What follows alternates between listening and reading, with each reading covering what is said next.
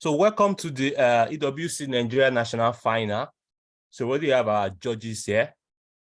So we have our 10 people pitching here. So before we start, so each person pitching, you have 5 minutes to pitch and 5 minutes for question and answer from the judges.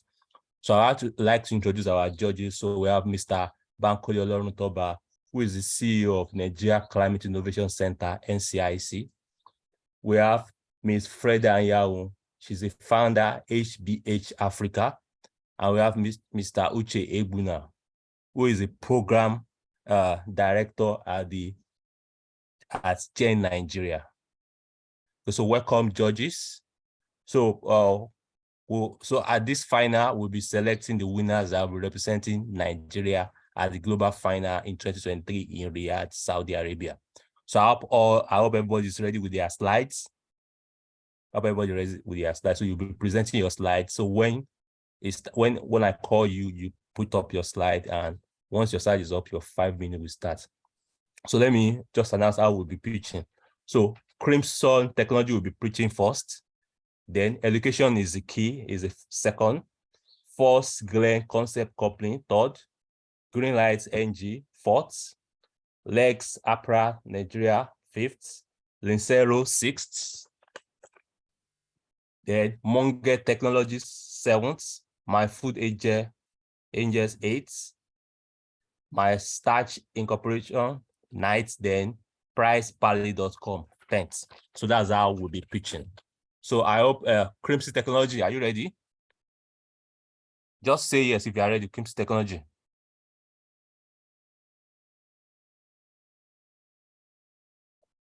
Okay. Education is the key. Are you here? Okay, Crimson. Education is the key. Are you here?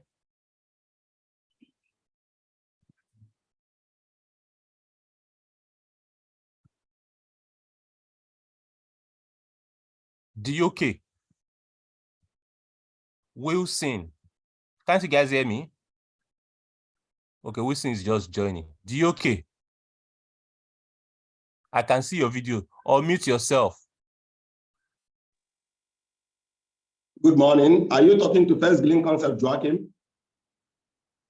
No, I'm talking to Crimson Technology and Education is the Key. So that is Wilson and DOK. Okay. It's like, DOK, can you unmute yourself? I can see your video is on, but I don't know why you can't hear me.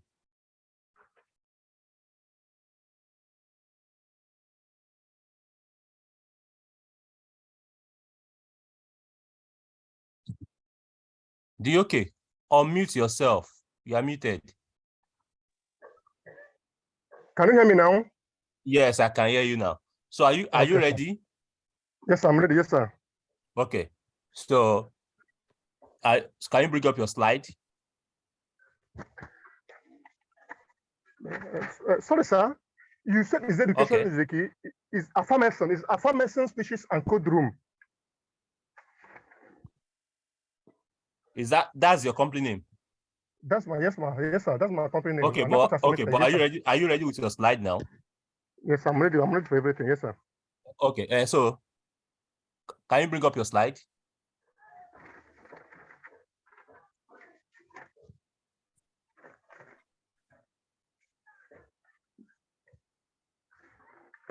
Yes, I'm ready now. I'm ready. Can you see and can you hear me? Okay, I can hear you. So your 5 minutes starts now. Okay, sir. Good morning, juries, and best compliments of the day. My name is Mr. DOK Afamefuna. I'm the founder and CEO of Affirmations Fisheries and Code Room. Then the overview of the industry. Code room business is a subset of the refrigerated storage industry. And the players in this industry include establishments that operate refrigerated warehousing and storage facilities. A code room business is one of the businesses that you cannot go wrong with as long as you rightly position the business. Code room business is indeed a flourishing business in Nigeria. It is a money-spanning business, and a good number of Nigerians have become financially stable because of the code room business. Then the problem, let's go to the problem now. The problem of the industry. Now, the agriculture acquires more than 40% of the earth land and is a major source of greenhouse emissions, according to the World Bank. Farming, fishing, transporting, processing, and distributing foods is support to 8% of human livelihood including 470 million smallholder farmers who often depends on less than 2 hectares for both income and substance.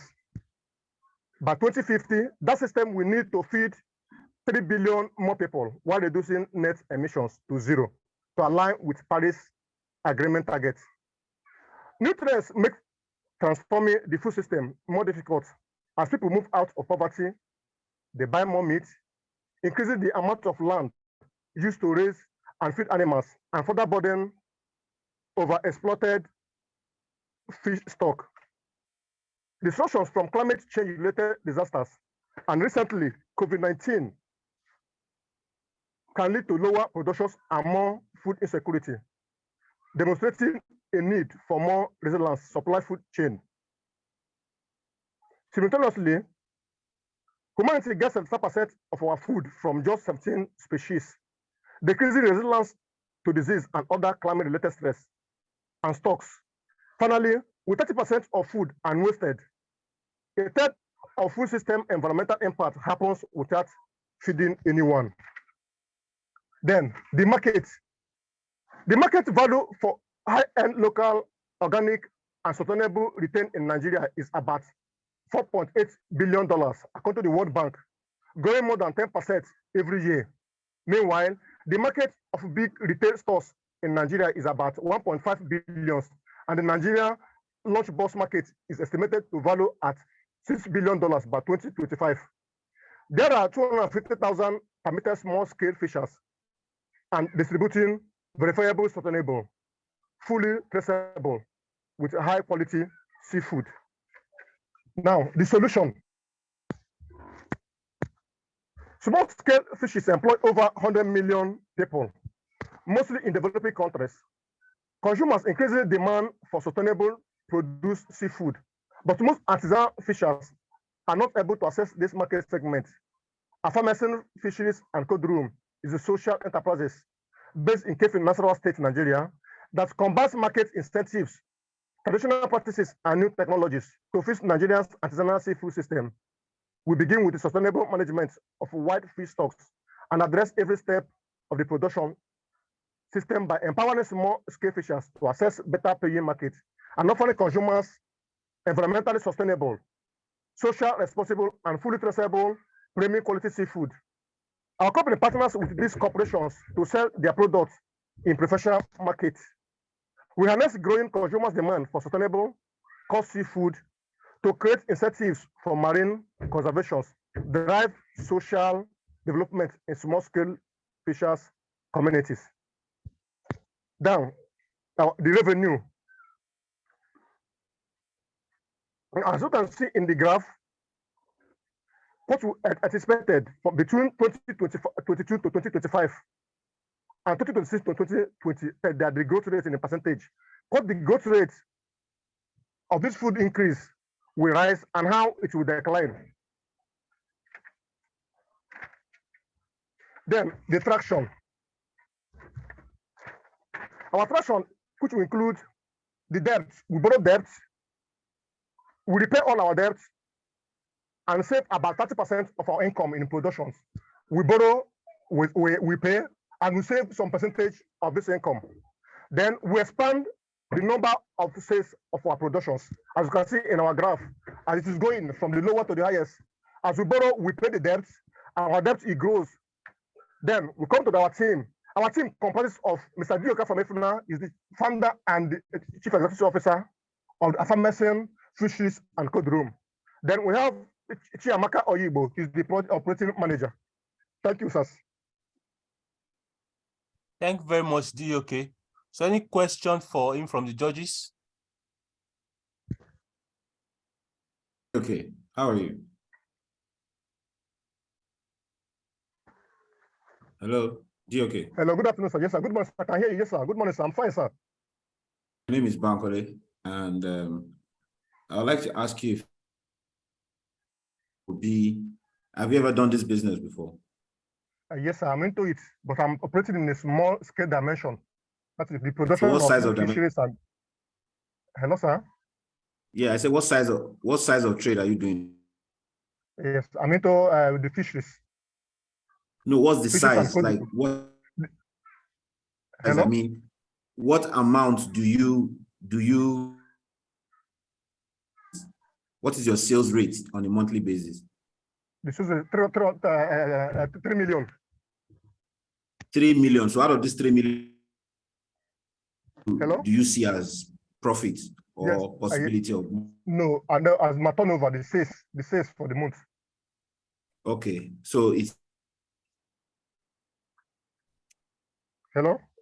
Yeah, can you hear me? Yes, I can hear you. Yes, sir. I say, is this part of your turnover? Yes, the part of my turnover. Yes, sir. Yes, sir. For the month. Okay, for the month. And Yes, sir. what kind of expansion are you looking at? And also, when it comes to what is the cost of consumption of power and what type of power do you use? That's why I said now we are putting in a small dimension. We're not putting big. We want to expand. We want to make it so that it will be in a larger dimension, such as in a situation whereby we can now, order from other companies, partner companies. They can now supply to us with full trailers. I don't know whether I got. I don't know whether that's I don't know whether I get to me. We import. That means we import. We order other partner companies. They will not supply to us, or we sell. So here is in a small dimension that where the fisheries. Hello.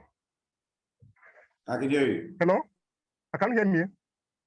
So we said that we operating in small. We operating in small dimensions. We want to make it in a bigger dimensions, whereby we can trust can be supplying the goods, the commodities to us.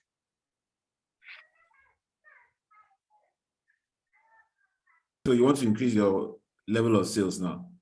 Yes. So how much are you looking? We are looking at like between 40 to 50 million naira.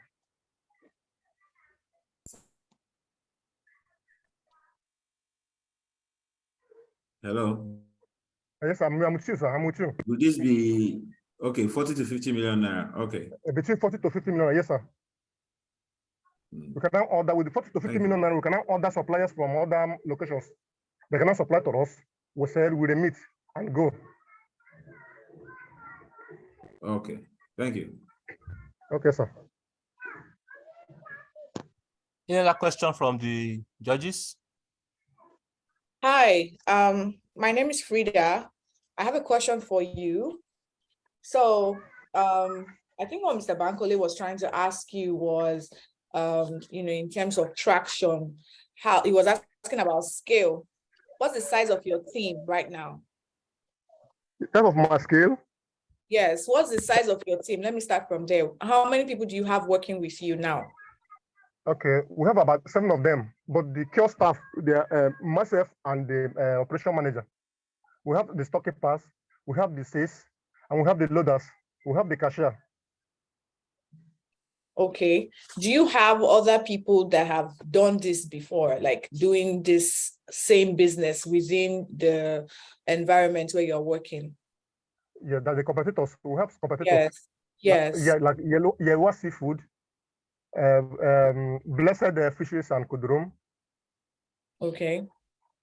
So what will make you stand out from them? Of course, the quality of our service. Because we're going to render to the general public, it will make us to stand out from them. We're going to if we decide to go into a larger dimension, we're going to bring our price down. The quality of our staff, the advert we're going to incorporate into the business will make us to stand out a crowd with this business to beat other competitors down. According to what they said the word of mouth is the most important thing in every advertisement. When you treat your staff fine, then the staff will be able to treat your customer fine. They'll be able to advertise your business in such a way that it will bring the image of the business up. Okay, I think my last question will be, how many customers do you have or have you had since you started this business? Let me say about 100 to 150 customers, including those retailers, those one who says. And this is how you make your 3 million naira revenue for every month? Yes, we made it. We supply to hotels, we supply to eateries. We made it every month, yeah. So after making 3 million naira every month, if I'm calculating 3 million every month times 12 months, what's your profits margin from this 3 million naira that you are making every month? We make like 400 to 500 million. Hello, sir. Hello, ma'am. Yes. So Hello? every month when you make 3 million, can you hear me? I can hear you, ma'am. I can hear you, ma'am. Yes, ma'am. Okay. So after making your 3 million naira every month, what's your profit margin from that 3 million naira monthly? In between 250 to 300. Okay. That's all. Thank you, ma'am. I don't think I have any question. I think the other judges have answered the questions I wanted to. All right, thank you. Okay, thank you very much. So thank you very much, Eddie. Okay. So I'll call the next person. So I'll call the next person now. Yeah. Okay, sir. So Wilson, are you here now? Crimson Technology Company. Okay. So let me just call the next person. First Glen Concept Company.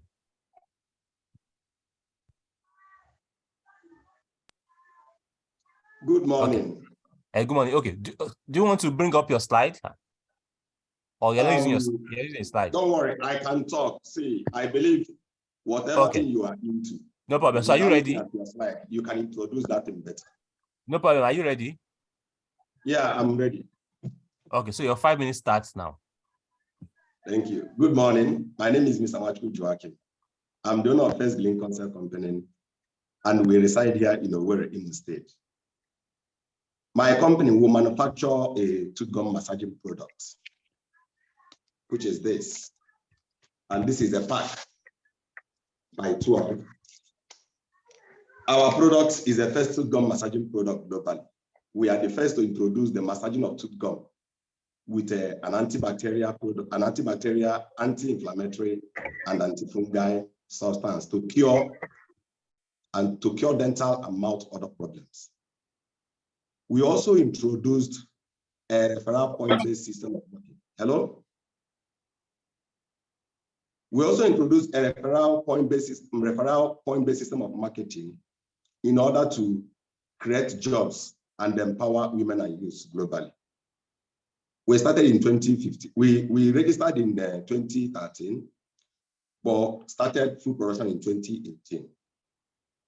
Currently, we produce about 15,000 units. These are our equipment, which is here. This is our production room.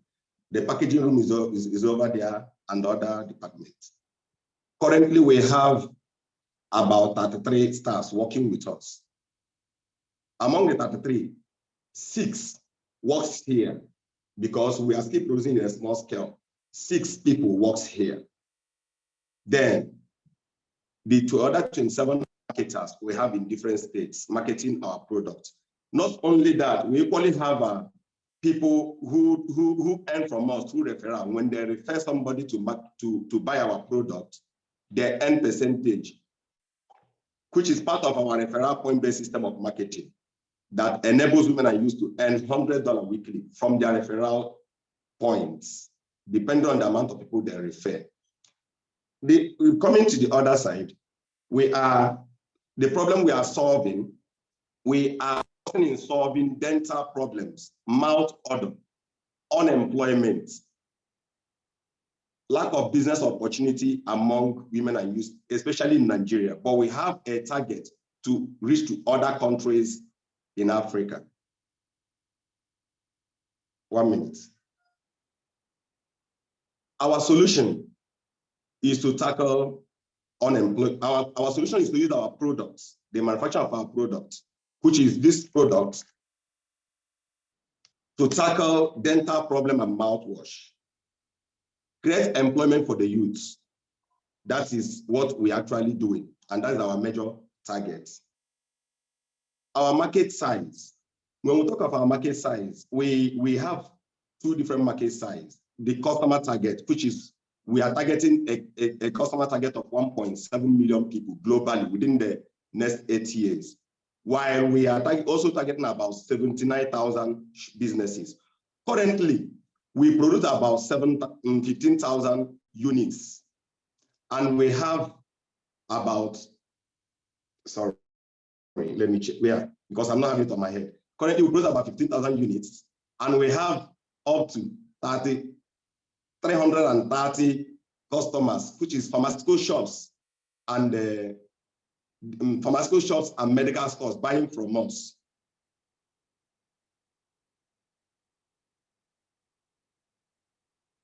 One minute, I'm coming. Our competitors are touch and go. I don't know if any of you have heard about touch and go. Then Sensodyne toothpaste, because whenever we try to sell to people, they say, they have, hello?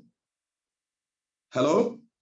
Is anybody there? Hear you. We can hear you. Go on. We can hear you. Go on. Okay. So whenever we try to sell, they say, some of them will say they have touch and go and they have a Sensodyne toothpaste. So we see them as our competitors, which they are the people we are competing with. Although we are new, that's why I have not taken over the market, but we are working towards taking over the market. Just as we are empowering the youths and enabling people to earn a living through our company. Our business model, we produce here in the factory. Then we have our marketers who use vehicle to convey our product to different shops to sell. And we also have distributors in some states who are selling our products. We also sell online, which through this referral point base, the youths who partner with us, when they refer somebody or introduce our product to anybody, they're able to take this product to the person's home. So we reach people directly to their homes through this our through this our referral system of marketing, which we are using. Thank you very much. Thank you very much. Your time is up. Time is up. So any question for Joaquin from the judges? Sorry, hello. All right, thank you for that presentation. One quick question. Pick up, I can't hear you very well, sir. Please. How long have you been operating? Since 2018, we started food production in 2018, which is 4 years now. Okay, and what's your revenue? What's your revenue been like in the last 1 year? Our revenue, we have met, our product, we did our pricing in dollar. So our revenue is about $15,000 within the next 1 year, within the last 1 year now. Can you convert that for me? Okay, I have to convert it. Where's your market? We have our markets in Nigeria, especially in Lagos Island, on Nature Tell me your revenue in Naira, please. Okay, my revenue. I'm using according to the dollar price of now. You sell locally, right? 100,000 in 1 year. Yeah, for now, because we are still starting, we have competitors on ground. What is the profit margin in that revenue? What's the margin? Profit margin, our product is at $0.3. That's our production cost. So when we calculate it, then we spend our production cost is about 4,500. We might not be from 15,000. We are having 11,500. No, sorry, I'm wrong. Sorry, sir. Times 700 in dollar. Sorry, I'm coming, please. 0. So how many units of your product have you sold in that 1 year? We have sold at least 15,000, which we are very sure in our record here. In that 15,000, you have 1 million as your revenue for 1 year. Our product is cost at $1 per 1 unit. And I'm trying to understand. Units. Also, hold on. I'm trying to understand the profitability of your business. That's why I'm asking you this question. You sold how many units in the last 1 year? 15,000 units. And in that 15,000 units, that's revenue is 1 million in Naira. Sorry, let me calculate well if I'm not wrong. $1. That's fine. No, that's fine. Sorry, hold on, sir. Times. I know, hold on, listen. This is just a feedback. I made a mistake in my calculations, sir, please. I know, can you listen? Just listen. I'm just trying to give you feedback. I expect you to understand that your revenue in the last 1 year and your profit margin without even you calculating it already. But that's fine, thank you. So, times 15. 1 million, no, 10,500,000. I'm calling 1 million. Any other question from the judges? Sorry, sir, 10,500,000. It's okay, Mr. Jacqueline. Okay, Any other noted, question from the noted. judges? Thank you. Yes. You mentioned earlier, so I have a conflicting something's conflicting here. You mentioned that you are the first global brand to, create a product for dental problems. To massage the tooth gum. Okay. Okay. So is that separate from this unit that you're selling that is also in competition with Sensodyne and the other product you mentioned? No, this is the brand that is used to massage the tooth gum. Sensodyne is just a toothpaste. It's not for dental. I know. Is this is the massaging toothpaste that is in competition with Sensodyne, right? Yeah. Okay. I wanted to clear that. Then also, how many people do you have working in your team right now? In my team, we have 33. 6 works here in the company. Then 27 are marketers we have in different places. Then you mentioned something about women and young people who are also earning from this referral program that you have, and they earn $100 a week. How many people do you have as your referral marketers? Currently, we have 700. We have 70 of them who are under referral, not our direct marketers now. They are our referral, and they're expected to refer 8 people in a week while we pay them $100. Okay, and how sustainable have that been since? How long have you started that program, and how has it been? We started it early this year because the reason why we started it, we try to extend our product to the grassroots, to every community.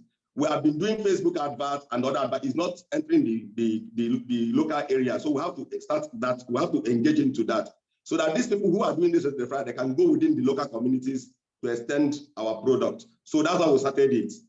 Okay. Apart from business registration, do you have any other regulatory body that has endorsed your product for the market? Yeah, NAFDAC. This is our NAFDAC number here. We are endorsed by NAFDAC. We have our trademark. Okay, that's all for me.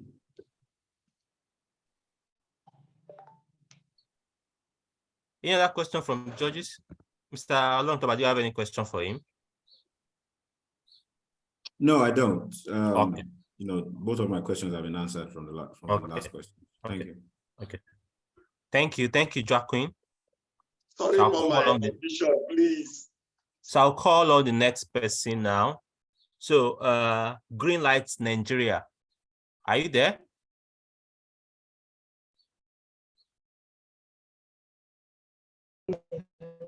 Sayedi. Hi, good morning. Please, can you hear me? Yes, I can hear you.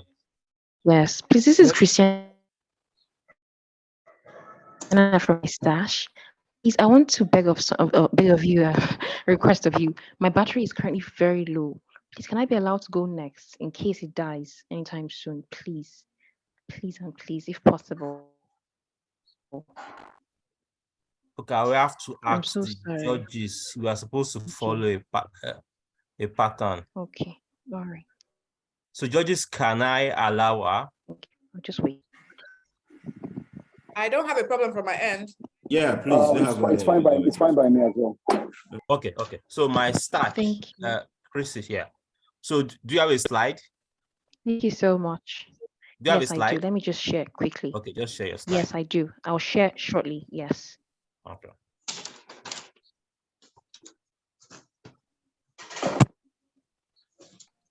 Can you see my slide? Yes.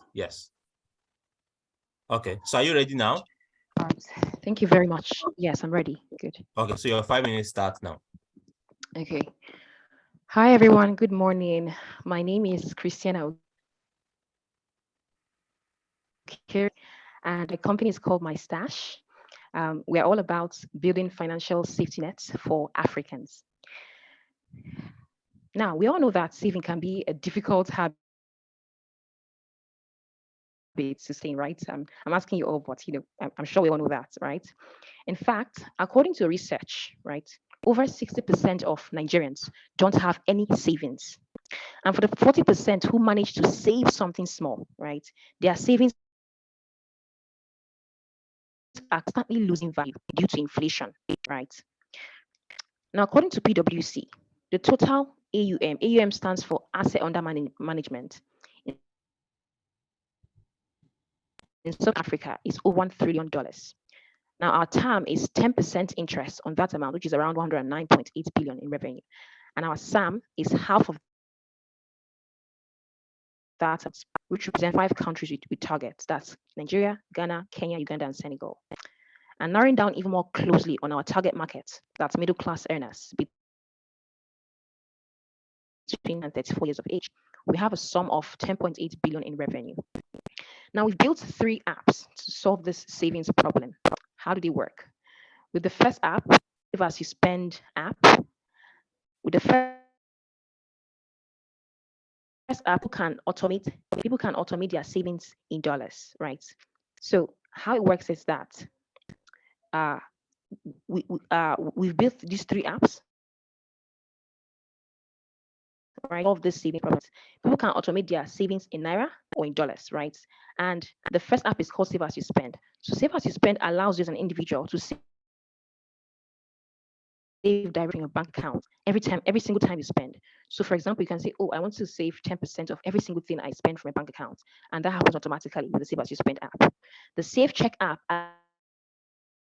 allows employees of companies to save directly from payroll before they even get their salary. So you can say, oh, I want to save 10% of my monthly salary every single month before I even get the salary in my bank account. And that happens automatically and saved in dollars or in Naira. Third app is called Fit, and it allows business owners to save instantly every single time they make a sale. So as an SME owner, you can say, oh, I want to save 10% of every single thing I sell. So if your customer pays you 1,000, 10% will be automatically in your MyStash account and it's saved in dollars, right? So that's how the app works. Now, we make money in 3 ways. The first is by sharing the interest on our customer savings with our customers. The second way is by charging a breaking fee. And the third way is the margins that we get on Forex transactions when we convert our customers' Nairas to dollars. So far, we've amassed over 200 million Naira in savings from over 25,000 customers. And our goals for the next 12 to 18 months are to nail some major partnerships that will allow us to scale our product usage, to hit 50,000 customers, to attain profitability, and to pilot our in Ghana. Now we are 4 co-founders, Onye, Bright, Adebowale, and I. But then recently we got partly acquired by a bigger finance company called Princeps in Lagos. So we are only 7 board members. Now what do we seek right now? What we seek are 3 major things. The first is distribution partnerships that will allow us to scale our products usage. The second thing we seek is brand visibility, right? Because we all know how important it is for your brand to be out there and trusted. And the third thing we need is access to key tech infrastructures. Proud to say that more and more young people are, trusting MyStash, trusting our product, trusting our app, trusting what we've built, to help them make better and better moves. So I urge you all to join us and hopefully support us on our journey of building financial safety net for Africans. Thank you. Thank you very much, Christina. So judges, any question for her? Hi, Christina. Hi, good morning. Morning. Well done on your pitch. So I didn't quite see. No, I think you should leave the slides on. Okay. Yes, I'm here. Okay, so I didn't quite see, this savings platform is a huge market. Mhm. And I know you already have traction and you already have people, you're already generating revenue. But I wanted to ask, you are playing in a big market and you're still fresh out of the block. What is your sustainability plan that the people who have a larger audience or people who are already playing big in the market, do not come up tomorrow and push you off the market? What's that competitive advantage that you have? What's that thing that will stand you apart, from a Kuda bank tomorrow might start something like that. A PiggyVest they have the resources, they can do that, right? A Carrywise can also, do something similar. So what stands you out? Why should I want to use my stash instead of? Great question. Great question. So now there are three things that help us stand out, right? The first is that we have found a way to automate saving in dollars. Now, if you want to save in dollars on PiggyVest or on Carrywise or the other saving platforms, it's a manual process. You have to go there and then input the amount you want to save in Naira, and then they change for you in dollars, right? Into dollars. But then how it works on my stash is that you just fix that particular amount, and the savings is automated every single day or every single month or every single week.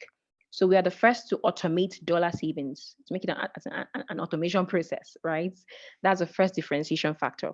The second is the fact that we are first to market with this whole payroll system method of saving, SafeCheck, the one you see in the middle called SafeCheck. So how SafeCheck works is that we go to a company, and then the company onboards their employees, and employees can save from payroll directly before the payroll even pay salary out, right? We're the first to market with that particular product. And what that helps us do is a B2B2C model. So it helps us, gain customers much more quickly on a massive level, because we have to just go to the company, then get all the employees, right? So we are first to market with that product, right? Then the third thing that is an edge for us is the profit products too. We are first to market with this product too. First to market with this product. And how it works is that SME owners can save as they sell. No one else does that. No one else does save as you sell. So every time your customer pays you, right, you fix the percentage that is removed automatically as that payment is coming to your account. No other savings product does that, right? So we're first to market with these two products. And what will really help us, you said, is that speed. So now that we've hit the ground running, and that's why we're trying to right now we are focused on getting partnerships. So at the moment we are in discussions with Remita. Remita is a payroll management system for several companies. We're trying to partner with them for SafeCheck, so that companies who are under Remita can come on board SafeCheck. Still at the moment, we are in partnership talks with the Kaduna State government to help SMEs in Kaduna State to leverage profit for their SMEs. So what we're doing is that we are leveraging partnerships now to scale quickly before our competition can copy these products, right? And also take them to market. So that's what gives us an edge: our first to market product and our speed to market. So those two things. Okay, great. I know you've mentioned all this, but I also would love that you streamline your target. So this is like a feedback to you. Okay. I need you to be sure of the kind of people that are going to be using your product. So are you saying this product is for millennials? Are you saying this product is for Gen Zs? Are you saying it's for SMEs? But even for SMEs, at what stage have these businesses grown up to for them to say, I can save every time, I can save every time I get paid by my customer? Because most businesses are doing businesses for survival, not for actual sustainability. Yes. You need to be able to define the kind of people you want to have on your platform, so that way you know the kind of people to target. So that's my feedback. Makes sense. Thank you so much for that feedback. All right, thank you very much for that presentation. And yes, I'm just leveraging on the feedback that you just got right now. I think also I was looking for clarity for your target market, so that it doesn't seem like you're everywhere. And actually, as my colleague said, it's really a very competitive market, so you need to be very careful. Can I get clarity on your acquisition? You said you have been acquired by a firm. So what's the ownership structure now? That means I'm just trying to understand how you play your role now under this new acquisition. Leadership, yes. So I mean, the company called Princeps Nigeria Limited. They acquired 51% of my stash, right? So they're the majority shareholders of the company right now. But then we are still running the company, the four of us. So it's like an, should I say, acquihire? Yes, I think it's an acquihire. So we still work. We are still in the management roles, in the company, right? But they are the majority shareholders. So you see, so Gerard what about, here. okay, what about in decision making? If they have majority, so that means are they the ones Ultimately, that come up with the business model now that the business would go on with going forward? I think that's what it means. Definitely, they're the ones who have the final say, right? I mean, yes, we all rub okay. minds, but they have the final say, I guess. So, yeah, so that's the reason I'm saying that, because first of all, it's like if we're investing, for example, right, we'll be investing in you, right? But the fact now that the ownership structure has changed, right, and there's so little you can do really because of that change, and it's probably no more. You've as you said, it's higher now, so they can also still make a decision to still change the management or basically sell their own shares as well. Okay, it's a bit of worry for me, but just trying to understand the model going forward. Yeah, I think it's something good when you asked about how looking at all the other competitors in the market, what you heard. I think what you said was something that would have at least will help you penetrate the market right now and give you like maybe a slight advantage. Or also, it's very easy to replicate these things, especially in the fintech sector. So nothing really stays for that long, except you're being able to innovate continuously and understand who the niche market is for you. So there's just a worry for me because the ownership structure right now that you might not be able to do so much, even though that maybe you might be the brain behind the business at the beginning, but that might change going forward. That's just my own a bit of worry. Well, good presentation and nice product as well. Thank you. Thank you. Thank you. So, Mr. Lawrence, do you have any questions for my stash? I think I need to ask. So, my stash, is this a proprietary, product? Because you keep saying product, and I need to be sure that this is a platform that you have created for salary earners to be able to save, right? Yes. So and salary earner. Yes. Hold on. If I'm clear enough, I heard 3 apps, right? Yes. Have you built these apps already? Yes, we have. So can they all be in one app? So let me just explain how things happened before, so you can get the gist of it. So we began with the Save As You Spend app, right? Save As You Spend, how it works is that it uses open banking to function. Yes. Now, open banking is not quite advanced yet in Nigeria. So at some point we experienced issues, trying to should I say, use open banking.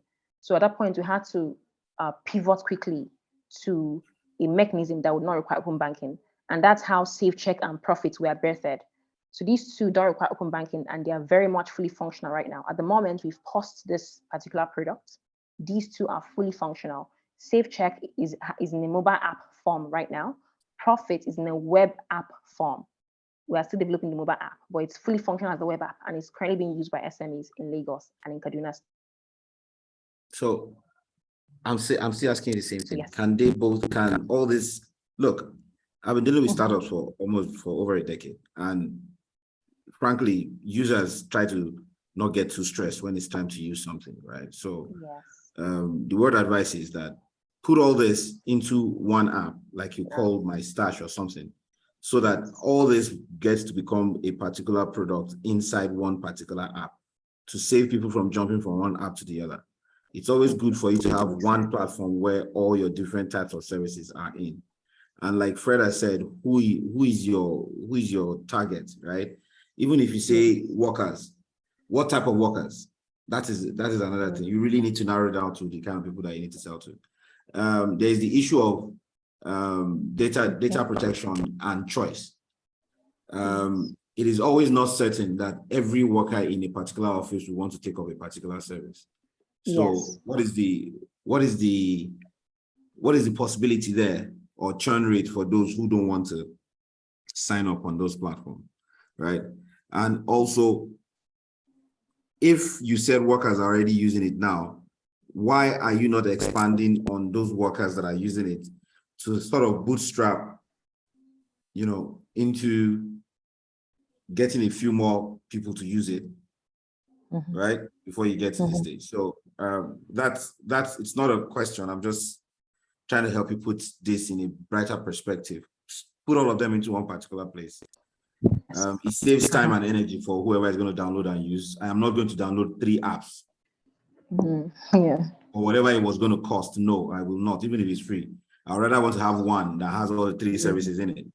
And also the back end, if this has not been integrated into any payment system by now, then you are still on a long thing, right? So you ought, if it's currently being used, then that whole payment, you need that back end gateway. Nigerian banking system is very cumbersome. It's not as easy as you think. So there are too many checks and balances everywhere. And so even at that point of dealing with Remitter will ask there has to be a need in Remitter to be able to access that. So it's either you're going to leverage on Remitter's payment platform for anywhere where Remitter is being used, so that these deductions can be made from source, and whatever cost it is going to be for Remitter, it is also going to be deducted as cost.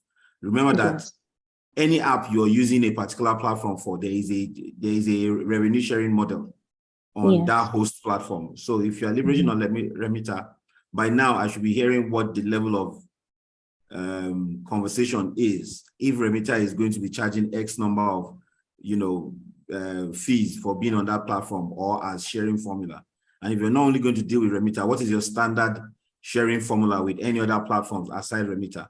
And doesn't this sound like every other normal app that a GT Bank or an Access Bank will could easily deliver? Thanks. Okay, thank you. Can I please comment quickly on the payment industry? No, my starch there. So, Don't have time. But you mentioned that it's not a question, so it's just a feedback for you to work on. Okay, so thank you very much. Thank you so much. All right. Okay, thank you very much. Yeah. Bye. Okay, so I will call on next team now. Green lights, NG. Are you here? Okay. Yes. Okay. So you have 5 minutes to pitch and 5 minutes for question and answer. So can you see my slide? Okay. So your 5 minutes starts now. Can you see my slide? Yes, I can see your slide. Yes. Okay. Hi, I'm Sayyid Umar Muhammad.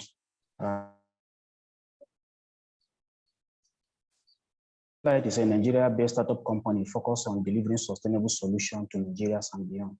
And the primary area of development we offer involve providing an alternative raw material for deforestation from products, producing an eco-friendly building material for furniture and cost. Now, before I go to the problem, here is my persona. Muhammad Yaya is my friend. It's my childhood friend. He has been in furniture industry for over 10 years. Yaya is a professional carpenter. So he has been doing well in his business, but of a recent, he started complaining to me bitterly about the high price of wood materials in the market. This high price of wood material is as a result of increase in deforestation and scarcity of wood in the market. So he suggested that if there would be an alternate raw material that would be used for furniture purposes, other than the tree materials that are causing deforestation and other problems. Now, our second problem is plastic waste generation. The presence of plastic in the marine environment poses several challenges that hinder our economic development and ecological health. Nigeria alone generates 2.5 million tons of plastic annually. The country disposal and recycle and waste management system is very water bodies. The third problem is peanut husk, which is agricultural waste. Nigeria is one of the highest producers of groundnut in the world. Production of this groundnut has been generating a lot of waste in our environment, known as peanut husk. Efforts to find utilization to this waste material have resulted mostly in low value or limited application. Now, how can we convert all these environmental challenges, environmental waste, into a value-added product? As an industrial chemist, I study properties of granule shell, and I discovered that if this granule shell is properly bind together as a composite, it will provide the purpose of wood in the market, thereby replacing wood for furniture and construction purposes. So that is why Greenlight comes in by providing a stronger and more durable substitute for wood for suiting furniture and construction. Peanut husk reinforced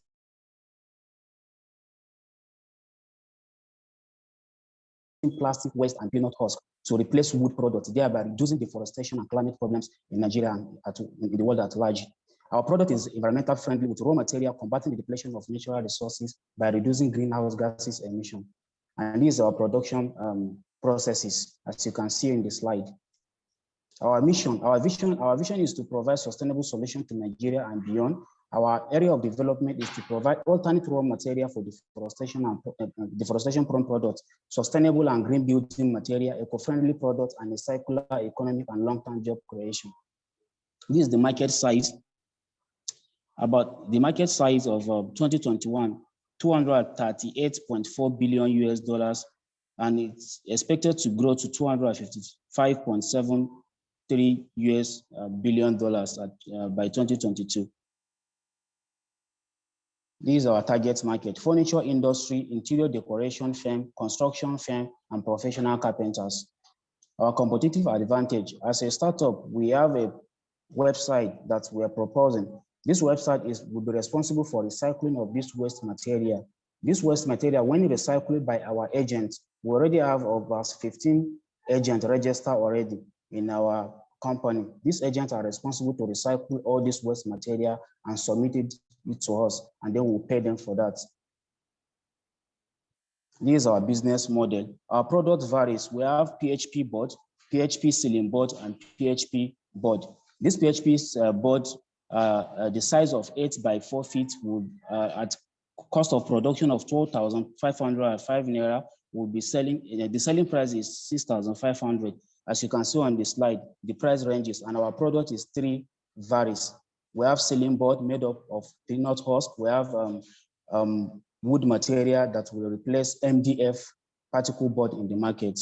And by producing, our target units per annum is 17,280 for the second year and the third year, as you can see in the slide.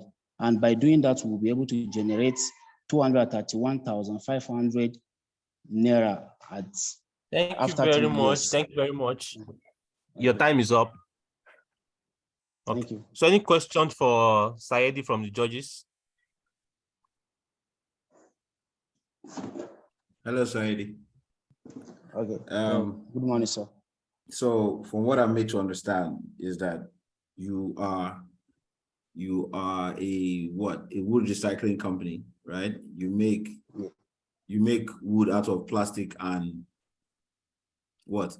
Peanut granite shell. Granite shell. Yes. Okay. So there's just a few things that are not tying up here. So first thing is, have you ever done this before? Do you have any production going on currently?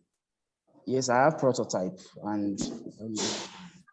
No, I mean, do you have like prototype? Meaning, are you currently producing? To what level are you producing currently? Okay, we are at prototype stage now. We haven't started selling due to cost of industrial machineries that we are unable to afford. Okay, another point here is, if this is supposed to be a substitute to wood, right? Like you said, for shells and making shells.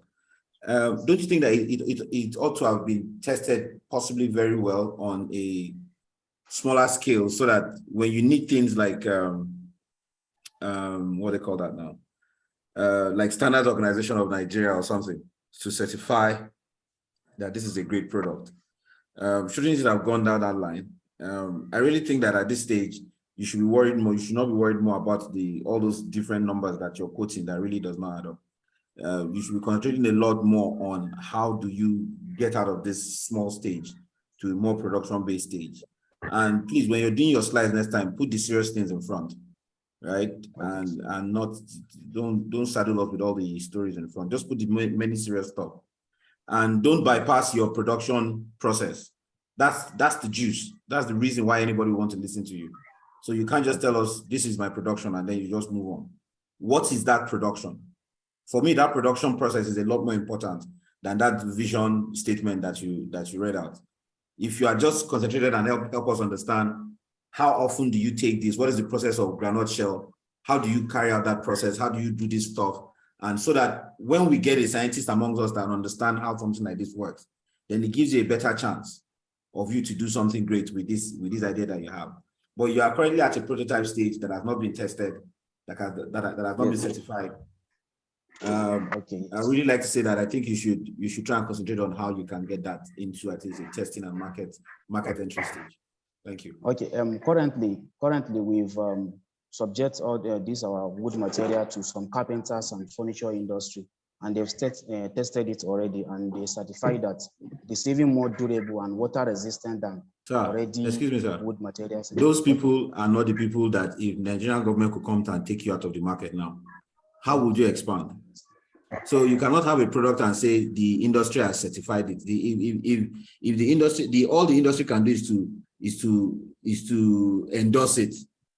If there is a national council for skills and carpentry now, or there is a National Institute for Wood and Leather Works, if there's one of those people there who can test it and show you that this is actually up to this certain level in comparison with what is happening currently, what you can find in the market.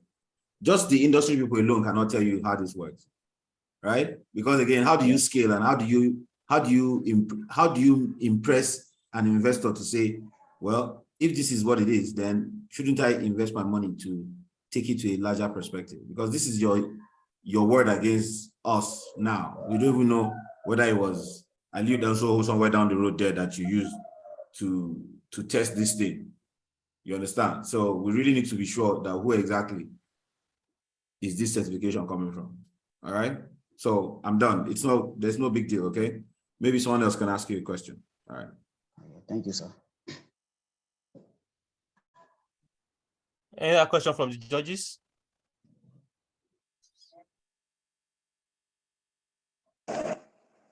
None for me. I don't have any questions. Okay, so thank you very much, Sayedi. So I'll call on the next person now.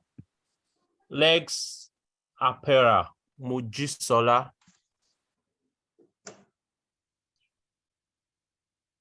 Mojisola, are you ready? Mojisola, can you hear me? Hello? Mojisola, can you hear me? Yes, I can hear you. Can you hear me?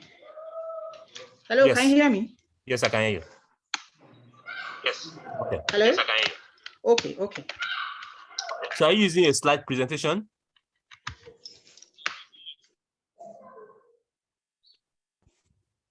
Hello? I want to share my screen now. Okay. You can share. I want to share my screen. Okay. Hi, before you go on, what's the name of this company, please? Legs Apparel Nigeria Limited.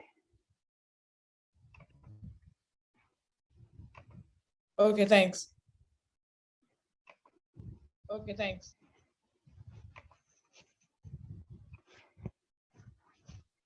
Yeah, please, can you confirm if you can see my screen? Yes. Okay. So your 5 minutes starts now. Yeah, hello, everyone. Okay, thank you. Good day, everyone. My name is Mojisola Etengoloto from Nigeria. I'm the co-founder and CEO of Legs Apparel Nigeria Limited. Our company, Legs Apparel, is a fashion education company that empowers fashion creatives with vocational skills and industry connections needed to pursue a successful fashion career. After working for over 10 years as a fashion entrepreneur, through interactions, research, and surveys, the recurring pain points with our customer base centered around the challenges with securing jobs that match skill sets and the lack of a structured system in place to match those with vocational skills with labor needs. Our average customer are African men and women seeking to upscale, rescale, and make meaningful connections in the fashion industry, age range 15 to 59 with internet access. Our SOM, which is our serviceable obtainable market, is about 5 to 10%. Our SAM, which is our serviceable available market, is about 95 million. And our TAM, our total available market, is about 826 million.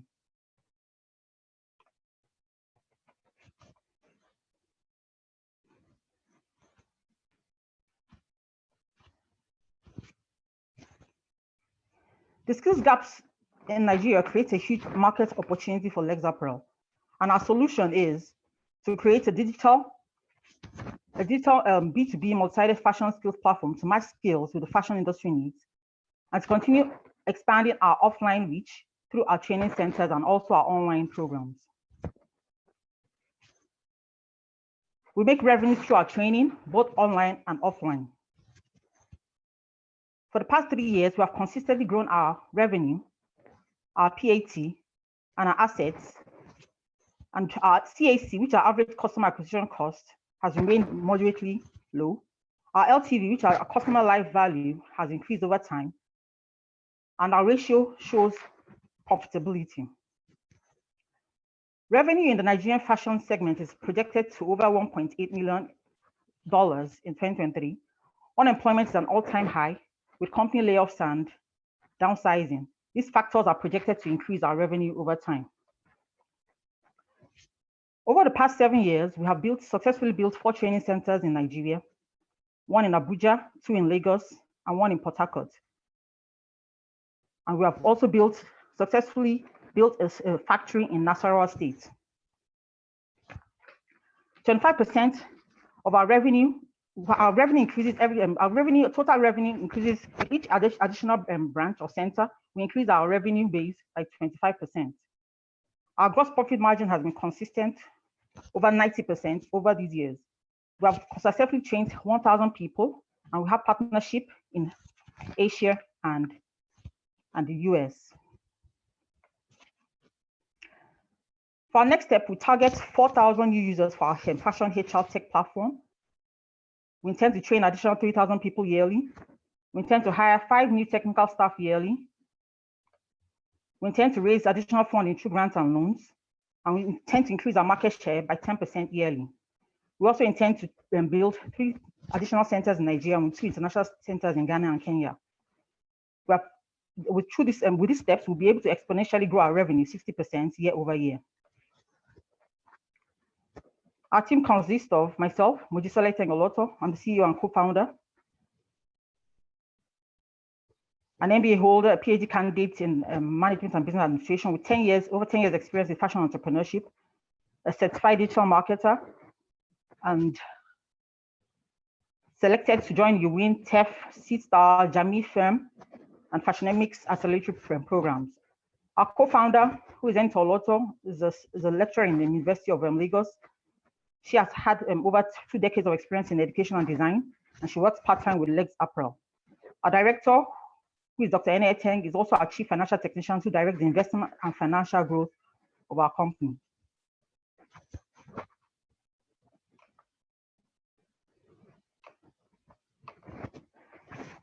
Our partners are Seedstars, UWIN, Zenith, University of Fashion, US, Redress Asia, Women in Africa, and Tony Elumelu Foundation. We're asking for an investment of over about 200,000 USD. And with this funding, within the next 18 months, we intend to train 3,000 new students for our online and offline platforms, target 4,000 new users for our fashion HR tech platform. And of course, 50% of funding will be used to expand our training facilities in Nigeria, 10% used for advertising, 10% to be used to employ more marketing and fashion professionals. Thank you very much, Mojisola. 5% used for 6 months operational costs for our new centers, and 25% funding for machineries and equipment. Time is up.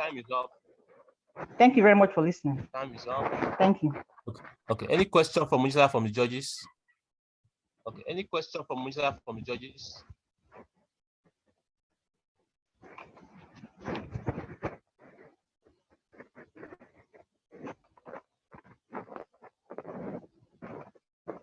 Hi, Mojisola.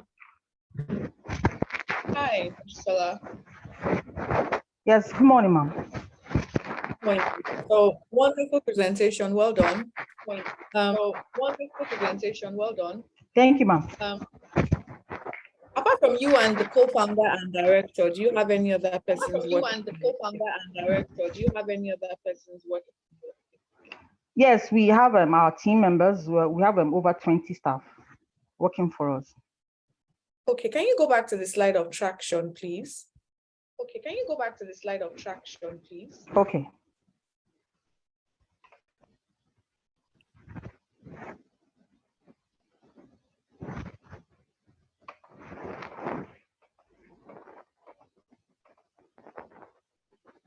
Okay. You said you have four training centers in 7 years. You have 4 training centers in 7 years. Yes, ma'am. I didn't quite get a model of.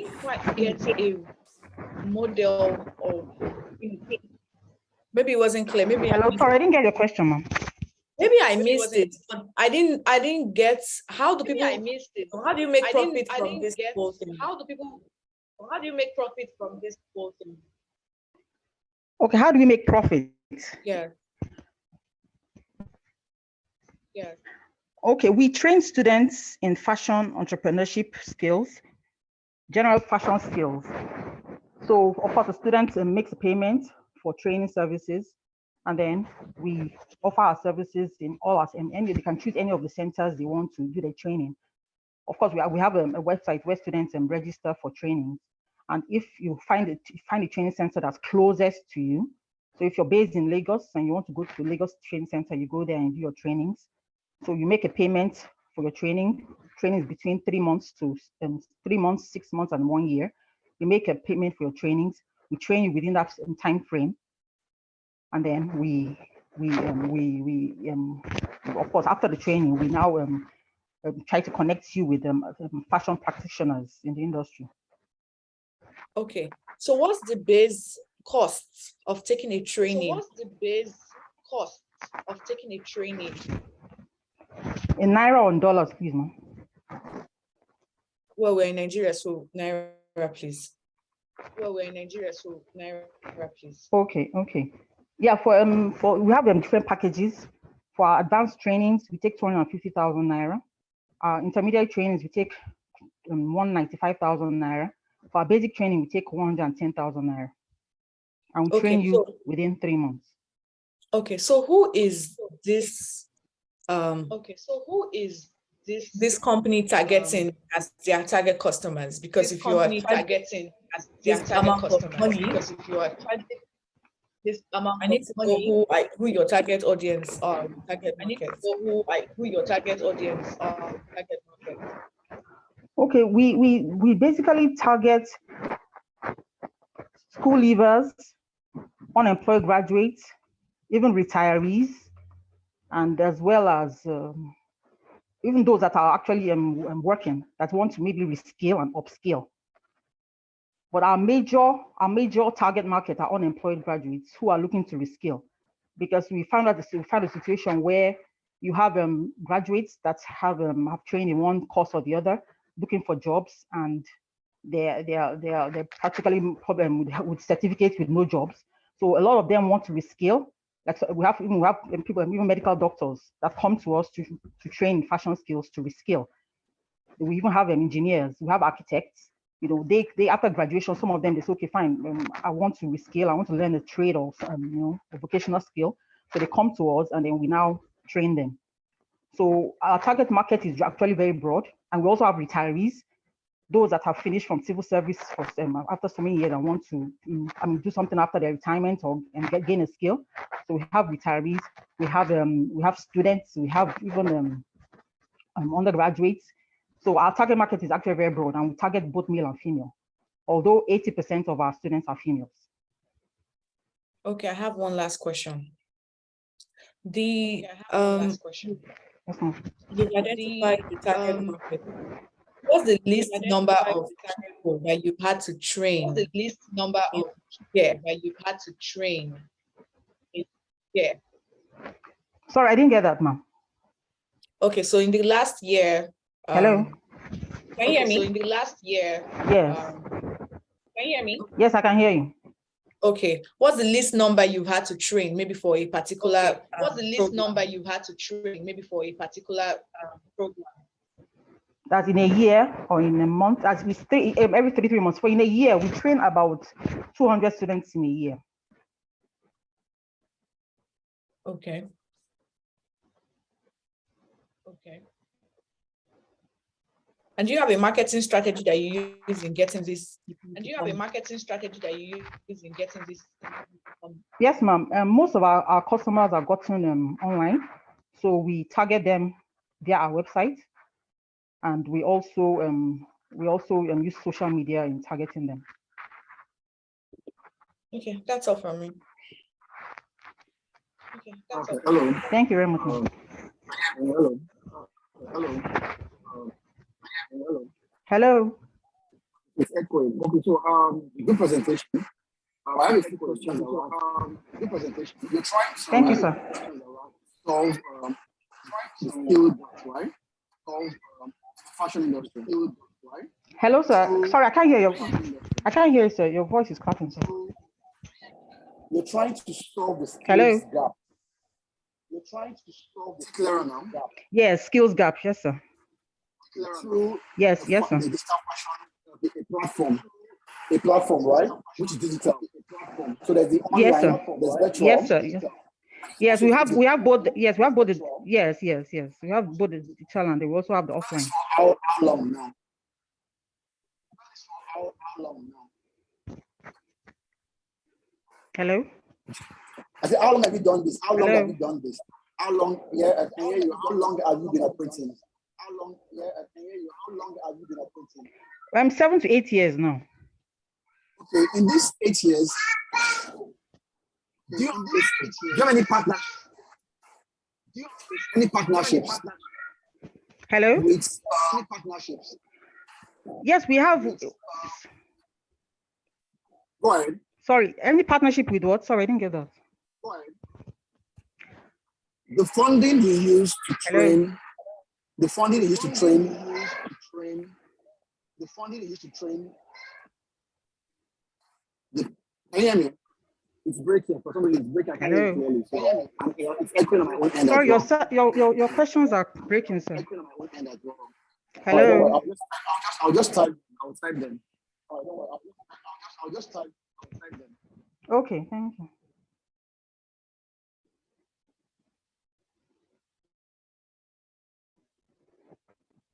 So while we wait for Mr. Uche to type the question, Mr. Olontoba, do you have any question for Mr. Olontoba, do you have any question for Not really. I just hope that she can be a bit clearer about how this works. If she's already doing this in a small scale, for her, she's already doing this in a small scale. If she's trying to grow, or if she's just starting this afresh, she's trying to grow, or if she's just starting this afresh. The market, every time we make predictions or assume that the market, every time we make predictions or always assume that the market will, because of the issue of choice. Always also that perceived need, issue of choice. What is backing that need? You really need to identify the real. What is backing that need that you start as really need to identify the real crew of people that you start as a lowest handling. Hey. I'd like to just know a little bit more about those things. Hey, that'll be fine. I'd like to just know a little bit more about those things. Okay, can I answer that, sir? Hello. Yes, you can go ahead. And also there's a question in the chat box too. Yes, you can go ahead. And also there's a question. Okay, I'll say our lowest hanging. Actually, the need is the need for acquisition of skills in terms of unemployment, especially we're trying to solve unemployment issues in Nigeria, because we found out that over the years, a lot of even our graduates, they go to school and learn specialize in a course, and they come out and they don't have jobs. So a lot of them are either trying to do one thing or the other, and then with their certificates, and they're not able to. So our target market is mainly those that are unemployed, those that, especially even graduates that come out of school and they can't fit into with their certificates, they can't really get paid employment. So a lot of them want to now reskill. That's why we call them, we reskill. We train you again. They want to reskill.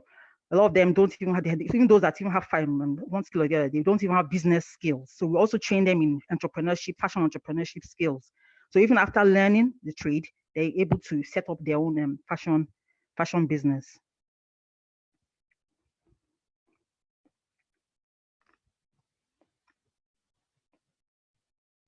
Yes, in terms of partnership, we've had a lot of support. We've had a lot of support from different organizations.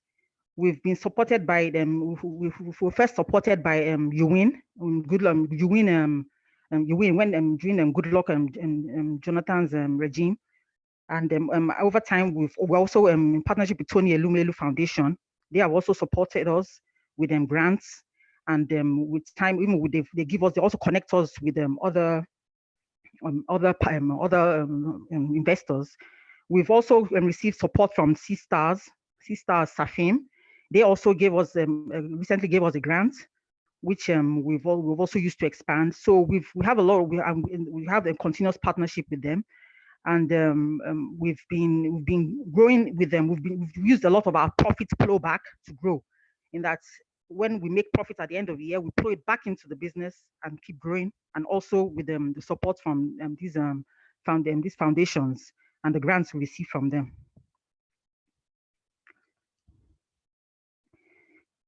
What conversion rate of those that have gone through your training and have been able to generate? Yes, we have a lot of success stories, and which we also display on our website. We have numerous success stories. We've trained even most of our trainees. Some of them even go ahead and even start, training others. So I'll say it's a rippling effect in that when we train, they also go ahead and train.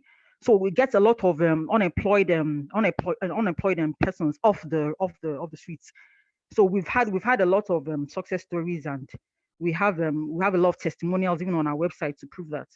And we have our students, after they finish their training, even those that have gone ahead and they have been attached to one industry or the other, they also get back to us with their success stories.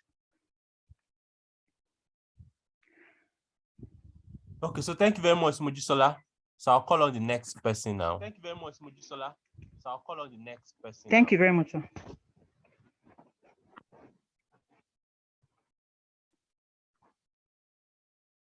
Okay, Lincero app, are you ready? Yeah, good morning, judges and everyone. So we are just hold on. Okay, your 5 minutes starts now. Okay, we are Lincero, a digital healthcare aggregator. So we are just see us like a LinkedIn plus Alibaba for healthcare, so you can understand the model, how both works. So it's a platform that comprises a healthcare social community, a marketplace for all healthcare needs. Our vision is shown there, so as our mission. The major problems we have, lack of access to healthcare professionals. We know right now that about 3,000 doctors are leaving the country every year, and many more are still going to leave. And we have about 25,000 doctors, some are already dead, and some are not even practicing. So we have lack of access to ambulance services, healthcare providers, medical equipment, consumables, health insurance, healthcare job, data, and information. Unfortunately, these issues cannot be segregated because they actually work they work in tandem and they work as a link. So it's difficult to really separate one from the other. And the other part of the broader problem we also have is that lack of marketing access, opportunity for the healthcare providers to market their product to people to see. So what are we providing? A platform that aggregates all into one.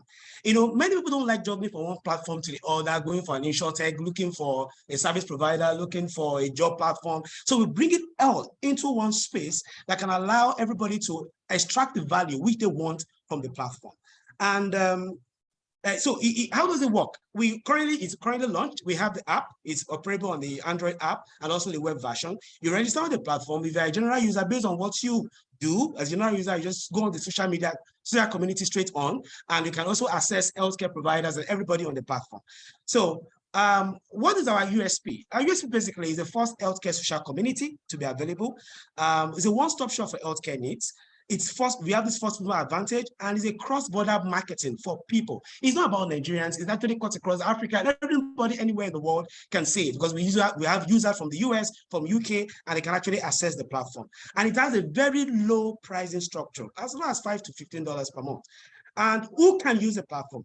Anyone that has access to internet. However, each person have their own needs on the platform. So we have the healthcare merchants who want to showcase their products. We have the insurance product providers, because right now, out-of-pocket payment is about 85% in Nigeria. Insurance uptake is less than 15%. So it's a lot of problem. People cannot really access healthcare easily. So we also have the healthcare professionals and students, health providers, health recruiters, healthcare users, and every other person who need healthcare for whatever they want to use it for. Now, our target market in Africa are about 1.2 billion people, and the serviceable market in Africa is about 400 million. That is internet users. We just try to be very conservative. While the total spend on healthcare in Africa annually is about $15 billion. So total serviceable market in Nigeria, we have about 101 million users of internet. And they actually, because we are in Nigeria, we want to start from Nigeria, then we scale to other parts of the world. So average user of Lincero, we have about 10 million, estimated 10 million users in Nigeria. Then in Africa, we estimate about 30 million people. Then subscribers, about 5% of the users. These are the user demographics. We have the recruiters, the merchants, the providers, and the user. We just had to go down to the basics. So what is the business model? Three major models: subscription. It's mostly a B2B. The people that pay for subscription are the provider, the business people, the providers, the merchants, the recruiters, the insurers, and just a bit for the professionals.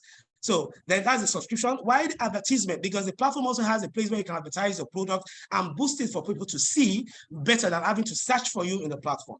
So, and we also have the commission base, because the platform was also going to have a telemedicine app where you can actually consult, because that's one thing or that thing. Aside getting information on the platform, patients want to consult doctors, so they can easily get a pool of doctors in different specialties as they want them.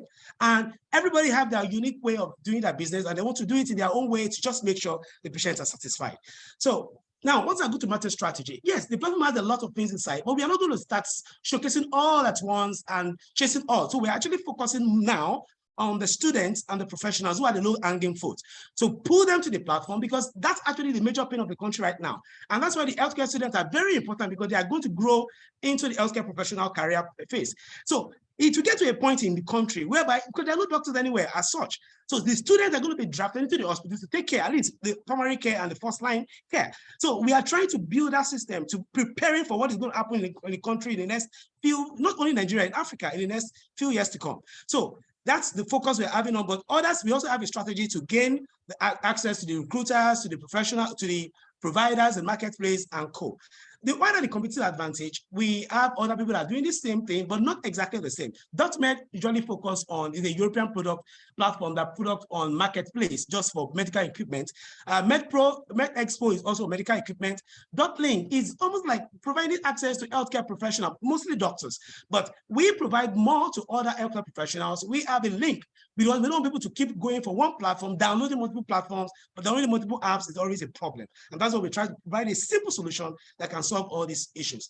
What's our growth projection? Users, we just launched about a month ago, so we're estimating to have 100,000 users on the platform, and by 2027, we are hoping to have about 6 million people on the platform. Our revenue projection, yes, well, we are very conservative. We don't want, because healthcare industry is actually very tricky. I understand it a lot because I've been there for 15 years. So it's not something you just start pulling money as if it's going to come like that. So we look at it and saying the MVP after the launch, $40,000, 2033, and open by when we're able to scale to different markets across Africa, Asia, and other parts of the world, we can aim at $4 million on an annual basis, which definitely can be more, but just looking at the very conservative projection.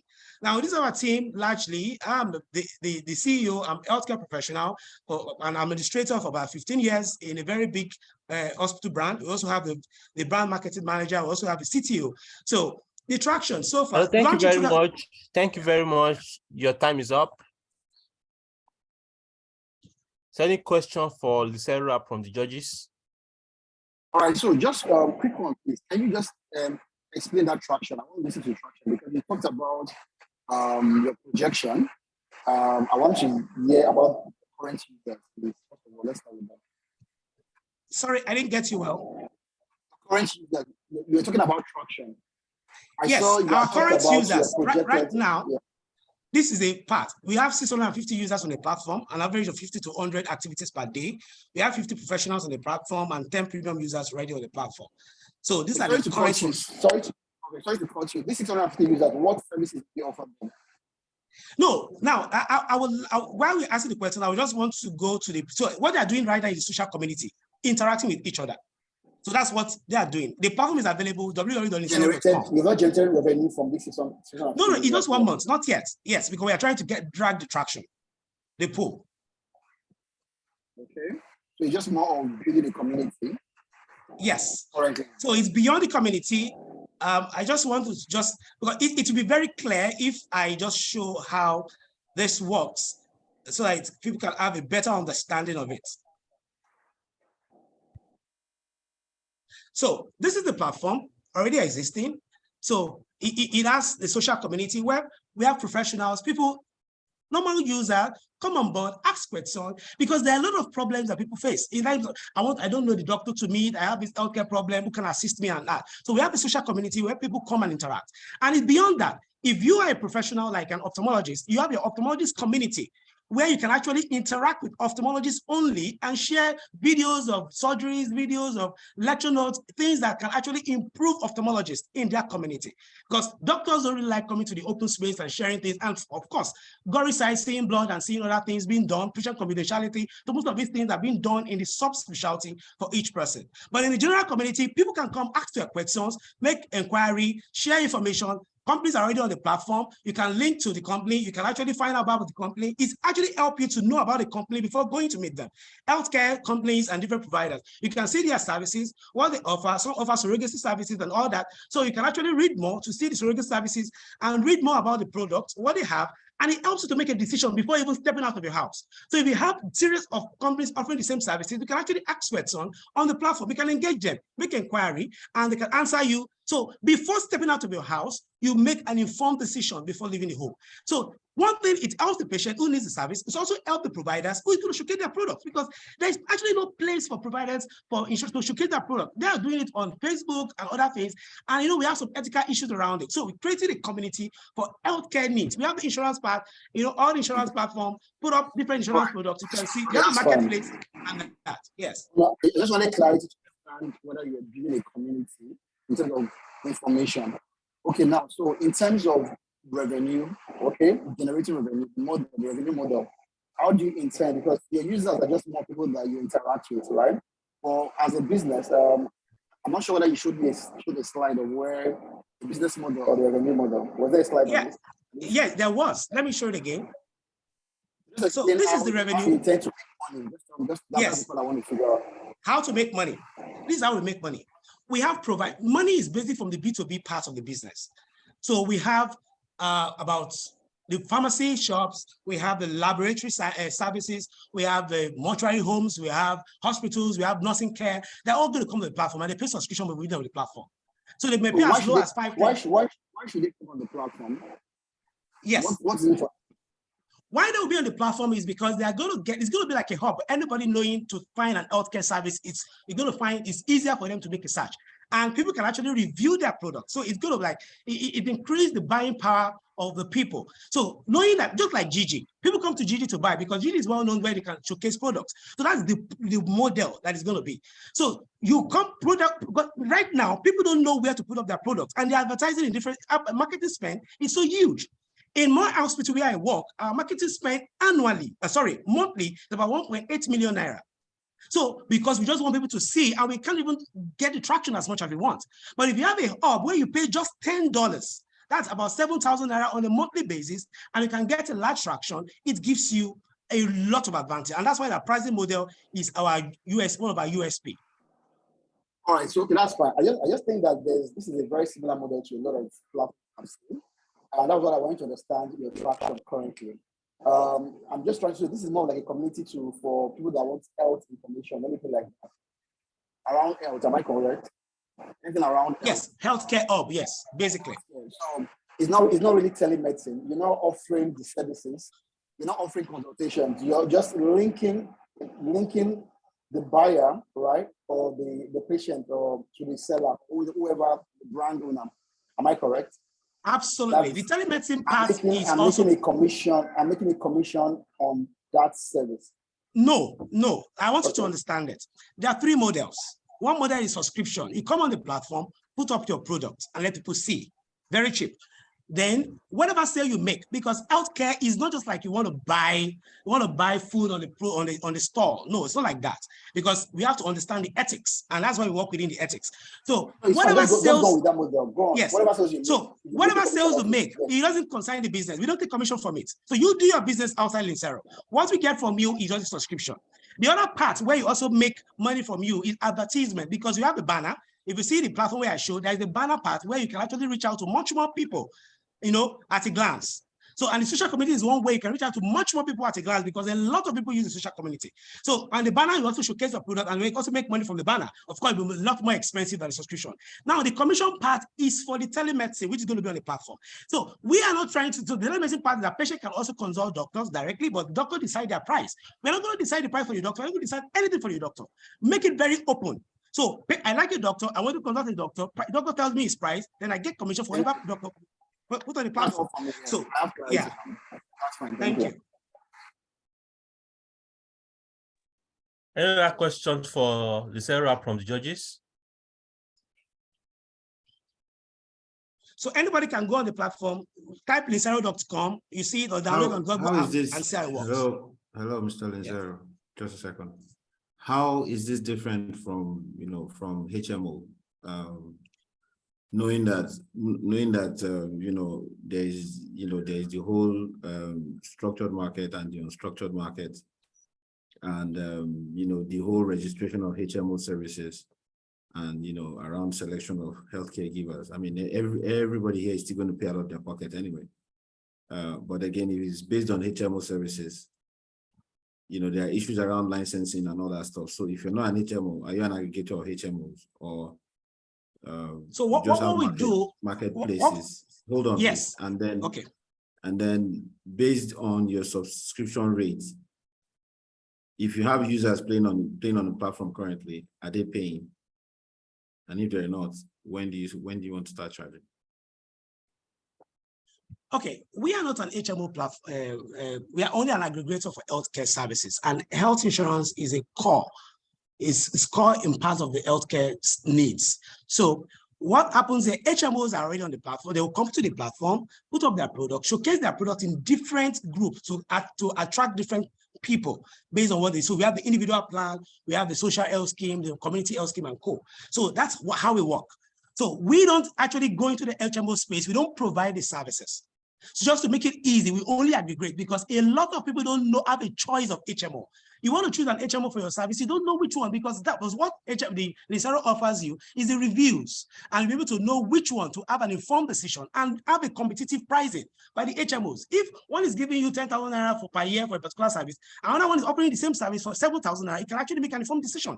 And that is what it's actually to help the users make a better decision, better choice when they're making their healthcare needs, because it's actually very important to them. And at the same time, make more business for the providers. So that is how it works. Now, right now, we just barely 30 days old, and it's not easy to start making money from it. What we intend to do is to drive the traffic. So, and in the next 6 months, we're just going to bootstrap and use and fund it and run it through. Then in 6 months' time, we start charging. Or it may be earlier than that, depending on the traffic we get. So it's an understanding of the space. It takes a while before you start discussing, because our major money comes from the B2B part. But the B2C part is the attractor that pulls the people. So everybody come on board. I need healthcare. The first comes to your mind is Lincero. So you can search, make an informed decision, just like the booking.com, Agoda, and other things for hotels. And that is what we are trying to provide.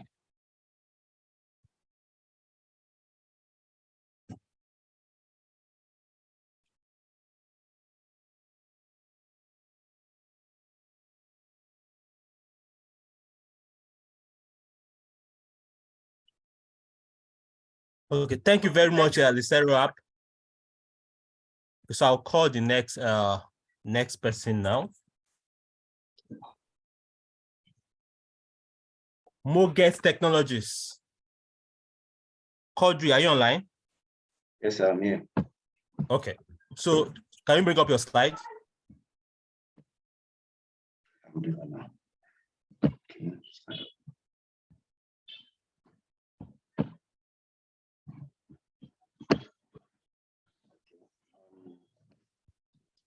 Okay, so you have 5 minutes to pitch and 5 minutes for question and answer. So are you ready now? Yes, I'm ready. Okay, so your 5 minutes starts now. Yeah. Hi, everyone. My name is Kodre Yomi. I'm a co-founder and CEO of Muget Technologies. Muget Technologies, today I'm here to present to you how Muget Technologies will help change the way we experience life for the better, for good. So first, I'm going to start with what we do. And before I go into what we do, I'm going to say, why do we do what we do? Basically, when I was, during the time I was learning at an mobile workshop in Lagos, I was fortunate enough to realize how people struggle to get skilled labor whenever they need it. And this is due to the fact that most skilled workers are unable to promote themselves, and they usually depend on one of mouth marketing. So this, as a result, has given them this big deficiency that they cannot earn enough income for themselves. So Muget Technologies, basically, we started because of this purpose. And what we do is that we are focused on helping skilled workers earn enough income for themselves, as well as serving the community by eliminating the hassles that comes with getting skilled labor whenever it's needed. So I'll move over to the problem. Problem basically is the skilled labor market today. Generally, it costs much time, money, and efforts to access. The security of skilled workers and clients are not guaranteed, and there's poor income, as I've mentioned before, for skilled workers. So looking at the market, we have about $718 billion market in the whole, like globally. That's the global. Looking at the global salary market, we have $718 billion and a compound annual growth rate of about 11%. That's like a very big market in the globally. And this is like the second largest market in Africa, amounting to about $34 billion. But we will be able to target $8.5 billion with our solution in Nigeria here, because Nigeria has like the largest population of skilled workers in Africa. So the solution basically is the Muget app. It's meant to be user-friendly and gives you instant access to the nearest skilled worker around you. Then you get to, your job gets done instantly or as scheduled. Then verify clients to foster secure work environment. Basically, I know you must be thinking right now that I can just go online and search for mechanic near me. Let's say I need a mechanical engineer, a car repair service. I can search for mechanic near me, and I'll get a list of guys that will help me do the job. But the problem with that basically is that they are not verified. How do you know that they will be guaranteed to do the work that you want them to handle? Then how, then there are most cases whereby they cannot, like they're not available for the job that you want them to do. So how do we solve that basically? There are many platforms. There are many platforms that go, that are trying to get into this space. And what they are doing basically is they're trying to replicate this Google model. You can search for providers and you get provider, you link up with them and you come and do your job for you. This is basically what Google has been doing. But what we're doing is different.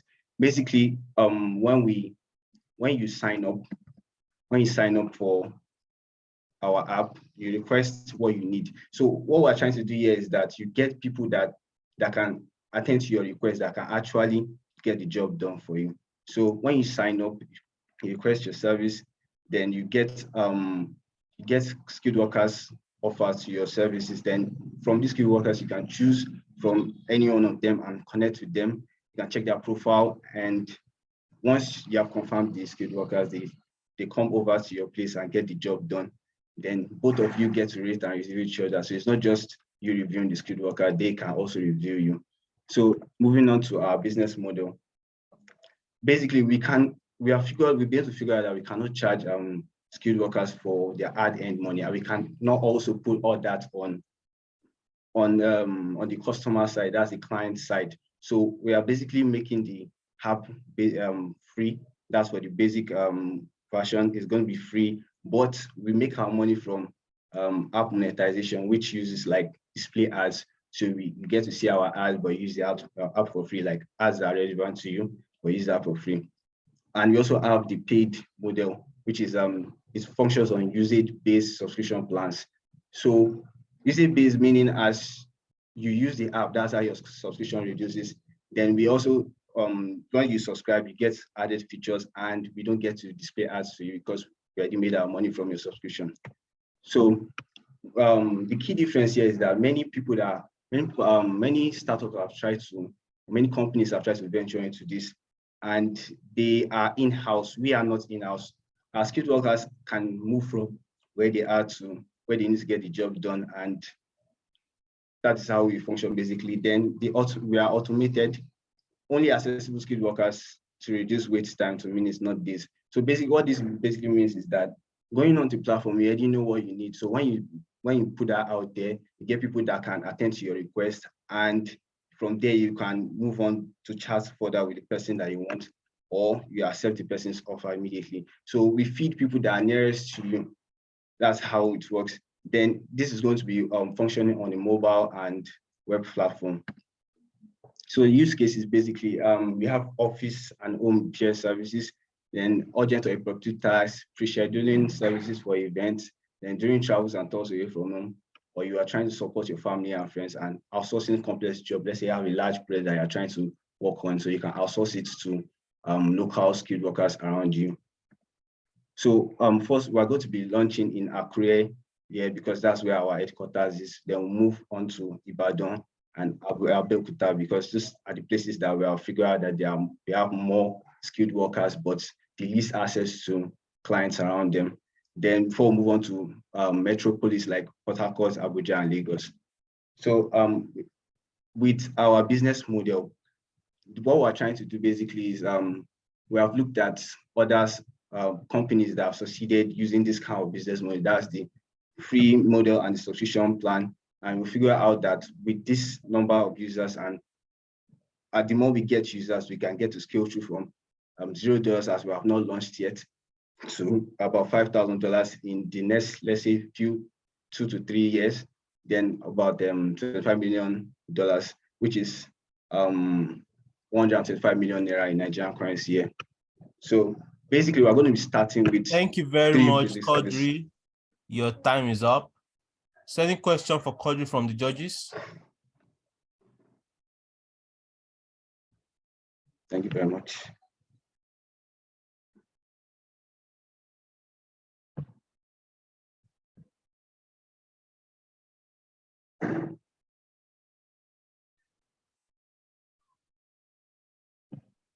Any question for Quadri from the judges? Mr. Lomtoba, Mr. Ibuna, Mr. Ayaun, any question? None from my side. I don't think so. Okay, sir. Any question? Ms. Freda, Mr. Uche, any question for Quadri? I'm sorry, I might have to take you back, Quadri. My internet was unstable for a while, but I wasn't able to hear a major part of your pitch. But take me through what problem you're solving and the solution you're offering. I heard towards the end, I heard something about subscription. What kind of application are you providing? Just give me briefly, just quick points to help me understand what you're doing. Okay, basically the problem I was trying to solve is, this is my previous slide. Problem I try to solve basically is the part where you need skilled labor, but you find it hard to get skilled labor from skilled workers around you. Basically, let's say skilled labor examples like car repair services, then electrical repair, and many other like that. So what we do basically is we give you service. The platform basically, it functions as this. So you have a problem that you're trying to solve. That's like you have a task at hand. So you come online, you share your problem, then you get people that can solve this for you. Like they reply to your request basically. So from there, you can choose any one of the skilled workers that you need. Then you contact them further by chatting up. And when you confirm your skilled workers, they come directly to your location because they are independent workers. They come directly to your location and get the job done for you. So, okay. So in a nutshell, you're building a marketplace for people to find skilled workers. Am I right? Yes, basically. And for skilled workers to be able to earn enough income for themselves, because the way they get job is very, very low. That's why they cannot earn enough income for themselves. Like when I was at the automobile workshop, like there are many days that they will not be work, and they actually do want to work. So this platform helps them get work whenever they want to, and they get work. They get to decide on the kind of work they are going to do at any time they want to. Okay, that's fine. How do you create a system that doesn't put your platform in jeopardy? I mean, you know, we all know skilled workers, artisans, they have, you know, they have a special place in heaven. So exactly. How do you ensure that I'm reaching out to someone from your platform and the person is trusted? I can trust the person, and eventually I'm not saying, oh, because I got the person from this platform, all the people here, they are just terrible, you know? How do you manage circumstances like that? Yes, I understand your question. Basically, well, before anybody can come onto the platform and join, we're going to be verifying you before you're going to be like available on the platform. So the verification process for the client can be done online. So you are going to submit your documents and we get to review it. We'll be partnering with verification systems that will review your documents and your ID and things like your address and national identification. Then for the skilled workers, we're going to be verifying them physically. So we need to know that, okay, if you say you do, let's say you do electrical repairs, electrician. So we need to know that you actually do what you say you do. So that's why we're going to be verifying you physically before your body on the platform. So that's how we're trying to bridge the security gap when it comes to this skilled labor market.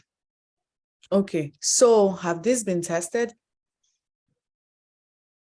For now, we have only done like field works, asking people on and getting their feedback on what they want to have on the platform, like what they want to have in the system. And basically,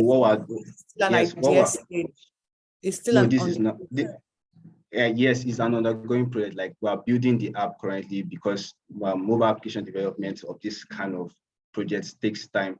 But we're working on the user experience feature because we're not trying to do something like Google has already done. We're trying to do something that, okay, you come on the platform, your request gets when you make a request, you actually have someone that can actually get the job done for you. So you are getting the right person for the job rather than going online to just search for someone and the person tells you, oh, I can't handle this job and stuff like that. We did the least amount of time. So that's what we're trying to do. Okay, let me just quickly give you feedback because I'm sure the other coaches will have something to tell you. Since this is already like, you know, you have a great idea, but I think for you to be able to validate this idea, starting or building an application first would be more cumbersome. So this is the idea for you. Why don't you start by having a directory that lists, you know, a way of testing this, right? Have a directory of artisans, skilled professionals, automobile service providers, mechanics, plumbers, you know, have a directory.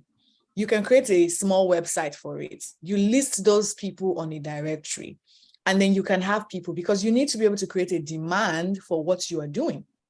So if you have people who come to you to say, I want to request for a mechanic, I live in so place, I'm looking for so mechanic, you can be able to vet these people on your directory. They don't sign up, they come to you that they want to sign up, you upload them manually, right? So it's there. So if I'm looking for a mechanic and I'm in Lagos or I'm in Benin or in Port Harcourt, I can search via categories or I can search via location, and I will find a skilled professional to meet my demand. But if there is no demand yet and you go ahead and build this product, you haven't tested it yet. These artisans, not all of them do have smartphones. Yes, that's why our target market basically are tech-savvy individuals. Yes, focus on, you know, being online and also doing a job. And then you have to be able to build a mindset for people to say you can get these vendors online. Everybody has that Musa that they can quickly call to say, come over to this place and fix my car, or come over to do this. right? So you want to be able to establish a presence. So I think the first thing you should do instead of building a whole application is to test the validity of this. You already have done a research, which is great, but I think having a directory and start telling people we have these kind of people on our platform you can reach out to. You can do it for free to test it for like a year or 6 months. And then that way you can now know, okay, there's a demand for something like this. Then you can start building in bits. You can start maybe, I know what you're trying to do is you want to create like an Uber system for skilled professionals. So once I make a request, I'm looking for a mechanic, the person receives the notification and the person is, on their way.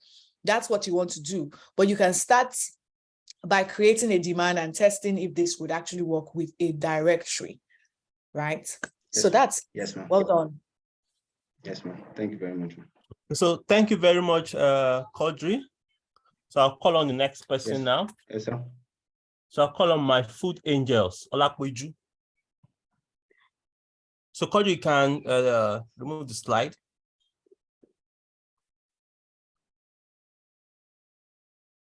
My food angels. Hello, good afternoon. Thank you so much. Can you hear me? Yes. All right. Are you using a slide? Yes, I am. Okay, so can you bring stop your slide? I'll share my screen now.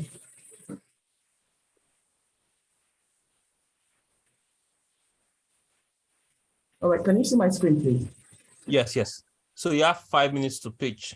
So your 5 minutes starts now. All right, thank you. My name is Olakweju. I'm the founder of My Food Angels. I'm here to present to you how My Food Angels is changing life experiences for everyone. Looking at this picture right here, my sister-in-law died last year. And before she died, she never told us that she that her cancer was back. You see, she was a very industrious woman. And if I'm looking at this picture in retrospect, what I would take off her hands is that shopping bag right there. She provided everything for her family and never told us her cancer was back. Even sent me a gift, a handcrafted gift a month before she died. We have recognized over 320,000 busy professionals and businesses here in Lagos State alone. And targeting 5% of those, we have 600 million naira market share. We've taken the bag out of all of them's hands and we have brought it into their palm. We've brought a food tech solution into their palm. So My Food Angels is a food tech platform that allows busy professionals to shop from the comfort of their homes and have food brought to them in record time. Now we achieve this through our personal shoppers who take food items from the farm and from the food manufacturers and the sellers in the market and move it to the end consumer. We charge a 10 to 15% commission on each transaction. I thought I could do this on my own. And so in the year 2018, I started. I was doing it as just myself. We had one staff, who was just me, and over 50 customers in 2018. Fast forward to 2022, we have opened our shopping facility, our sorting facility. We've launched our website and we have over 15 staff right now. The next steps for us, we have a 2 years cumulative growth of 1 billion naira in revenue, and we would have fulfilled over 22,000 orders. We have this winning team who are going to fulfill that for us because we understand logistics, we understand business development, and we have done this for the past 3.5 years without raising any form of funds. We've literally bootstrapped along the way. Our ask is for 50 million naira to be able to stockpile, to also be able to get a cold storage facility, upgrade our platform, and improve on our staffing. Basically, and I know I must have missed one of the slides, but yes, our USP is super fast delivery. We offer same-day delivery. So these personal shoppers, uptake from the farm, and we are able to supply to the customers same day. This is the impact we've been able to make over the years, especially during COVID-19 lockdown, when everyone was at home. We're able to supply food items to the people at home, and also receive donations from our existing customers to be able to supply food items to the less privileged who invariably could not go out to make a daily living for themselves. And of course, we've improved trade flows with farmers and created indirect jobs of over 50 people. This is our financial projection. This current year is what you're seeing as year one. We've done over 120 million naira in revenue, and our net profit, our margin is 7% of that. In the next 2 years, we would have achieved that 600 million naira target market share that we are looking to get in Lagos State alone, which will now aid us to be able to go to various states in Nigeria and then invariably go Pan-African. And with your help, we would have achieved being the #1 food shopping platform here in Nigeria and of course in Africa. Thank you so much. Thank you very much. So any questions for my food angels from the judges? Okay, my food angel. I think this was probably one of the most straightforward presentation I've seen. Okay, good presentation. Thank now, you. obviously, you've already started operations for a while, and you've generated quite a good revenue stream for yourself. Now, what I want to find out is that, of course, you have many competitors, which you didn't really mention in terms of how you're able to be highly competitive in this very highly competitive market. I clearly want to understand your marketing strategy, because for you to be able to expand at the rate you're looking at, with the likes of Junior and other competitors, actually it's just more of being able to provide food for busy individuals, either corporate workers but just busy people that would probably just like to shop online. How do you place yourself in terms of trying to expand as fast as possible compared to these stronger brands that already own the market share? What's your marketing strategy in terms of being able to expand quickly or scale?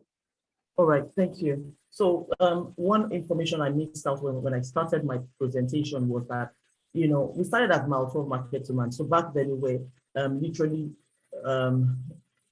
growing on referrals and, the goodwill of the customers. Now, projecting into the coming years, we know that, marketing is key. So we're going to be solely dependent on more of digital marketing. With what we have been able to do over the years, it's easy we have kind of become a household brand, to at least the in-house 500 customers that we've been able to gather. And so when this digital marketing comes to play, I mean, even those 500 who we serve can also help spread the word, because I mean, that's the relatable part of it. So we're looking at doing more of digital brand awareness, on all media spaces.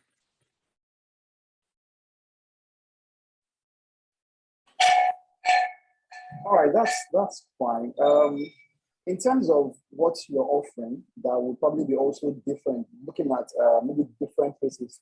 Currently, you have a mobile platform, right? Yes, we have a web app. So what we have right now is a web app. It's built on, it's just our MVP. It's built on WooCommerce for now. The plan is by next year to have built a proprietary platform. What we intend to do with competition is that, so for instance, I don't want to mention names, but there's one of our competition as of today that we're supplying, and we are now taking the game away from competition to collaboration. So because we supply the competition, because of our network of market people and farmers, we're able to still operate in that space, and everyone can still be able to operate without necessarily having to compete. So that's the difference we're bringing. That's one. The second is that we bring personalized service. So we understand, because of how we started in 2018 and the fact that we started basically on WhatsApp and most of the customers prefer a personal touch. So we're not taking that out. We're infusing both. Yes, we're infusing both. So the customers are still able to reach out. So we're still following up personally with every order that they place. One of the key things for us is customer relationship. So we are over this 500 customers, we know their journey, we understand them. So a customer places an order, we still follow up to say, are you sure this is all we recognize from what you've been doing before now? You must have missed out one or two from, that kind of personal touch is what a lot of these customers want. Yes. All right, last question for me, please. You talked about empowerment on the slide. What have you done so far in terms of that empowerment? Can you elaborate, please, quickly? Okay, so for the empowerment, because we were beneficiaries of programs like the Road to Growth program, Sherry Blair Foundation, which was organized by Enterprise Development Center. We took that learning and we were able to now train other women. That's the picture that I'm trying to show it now. Sorry, can't find it again. But yeah, that's the picture. It was on that slide. But the empowerment was for us to be is for us to be able to train other women. Now, the 15 shoppers we have as of today, we are empowering them to be able to even provide, basic what's it called, for their families. A lot of them do not have, they were rather unskilled when we got them. A lot of them are single moms, and we're able to just take them out of, how the society can just leave them and say, there's nothing for you. We're bringing them on board to say, hey, can you walk? Can you shop? Come on board. We train you, we give you the right tools which you need, and you're able to provide to provide economically to your family. All right, thank you very much. Thank you.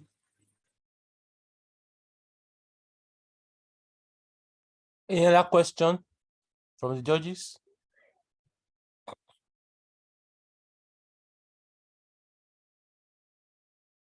No, I'm fine. Okay, so thank you very much, my food angels. So I'll call on the next person now. You can bring down your slide. Okay, thank you. So I'll call on pricepally.com. Okay.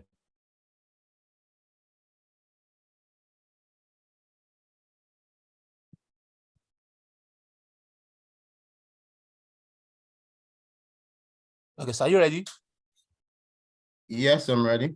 Can you hear me? Yes, we can hear you. Yes. So your 5 minutes starts now. All right, good afternoon, everyone. My name is Luther. I'm the CEO at pricepally.com. It's a pleasure to be here. PricePally is solving a critical problem which we are all aware of, being that we're in Nigeria. The high cost of food is one very important problem right now. And even has always been, because we have a very cumbersome and highly inefficient food system.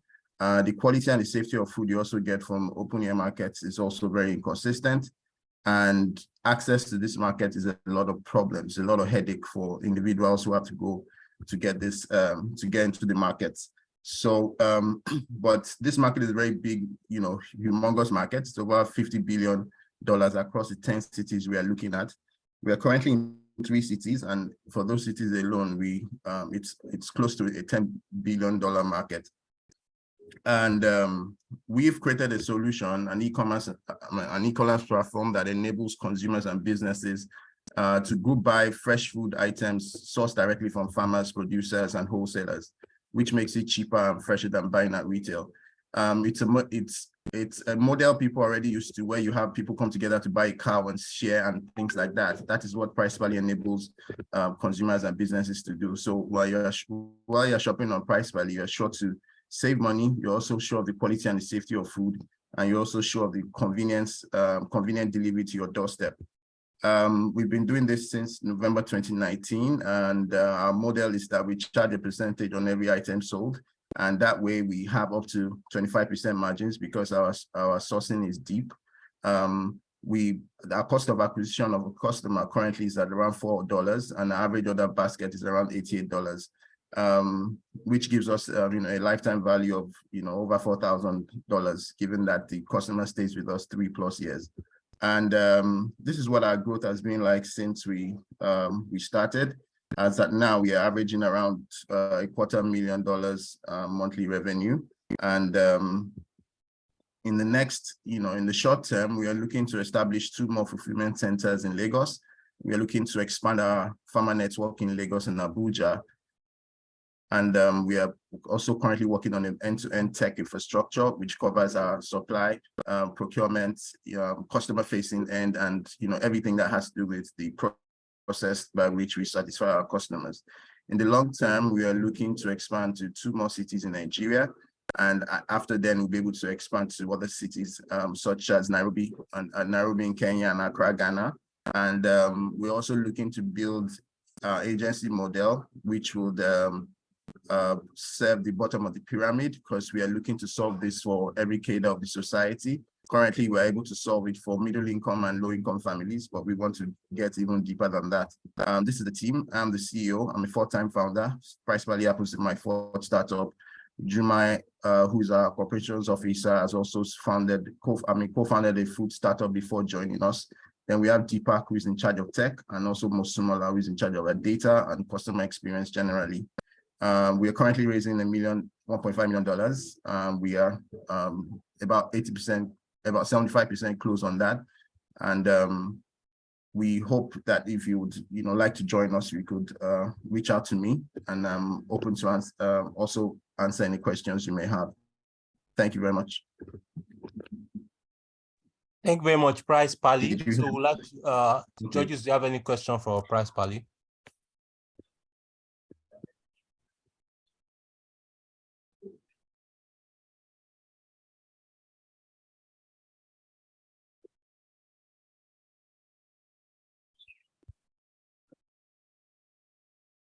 Hello, Price Pali.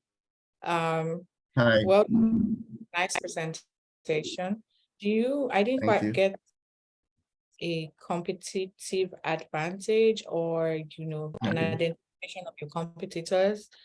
I'd like to understand how you are penetrating the market as well. Okay. Yeah, so the competitive landscape is quite broad. We consider the open air market as our major competition because that's the traditional way people buy. We also have people online, startups online like my Food Angels who presented before me. We have quite a number of people on Instagram who do this as personal shoppers for people and all of that. But the advantage we have over this, our competition, boils from the model itself, which is a group buy model that enables you to get more value. Then we're also very strong on tech. We are, currently building our WhatsApp chatbots that would further increase access that we have. We have our mobile apps on iOS and Android with over 10,000 users and stuff like that. We're also expanding pretty rapidly. We understand that the moat in this space is to build the infrastructure because that's what is actually very much missing given the way Nigeria is and all that. So we are looking to build that alternative food system that can bring in, all the players that add value in the system to join in and make, good money out of the whole process. So yes, our model and it's a differentiator for us, and our tech is also a differentiator for us. And the way we also work on our supply is way deeper than many of our competitors, even the likes of Jumia and Konga. So yeah, that's how I'll answer that. Did you hear me? Yes, I heard you. Okay, I wanted to go back to your revenue that you've generated in the last year. You mentioned something about it's a record of 2 years. Yeah. This is the traction. So in 2 years, you've been able to make over $200,000. No. That's right now we do about over $200,000 monthly. We average about $250,000 monthly, like 150 million monthly. Oh wow. Do you have a number of customers that you've been able to service within this period? Yeah, so actively monthly we do about 3,000 customers actively monthly, but that grows at around 30%. Sorry? Okay, so what's your business model? Is it a subscription-based model, or is it? I didn't quite get that initially. So we charge a percentage. We charge a percentage on every food item sold. That's the model. Yes. Okay. Yes. All right, that's all from me. All right, thank you. Any other question from the judges?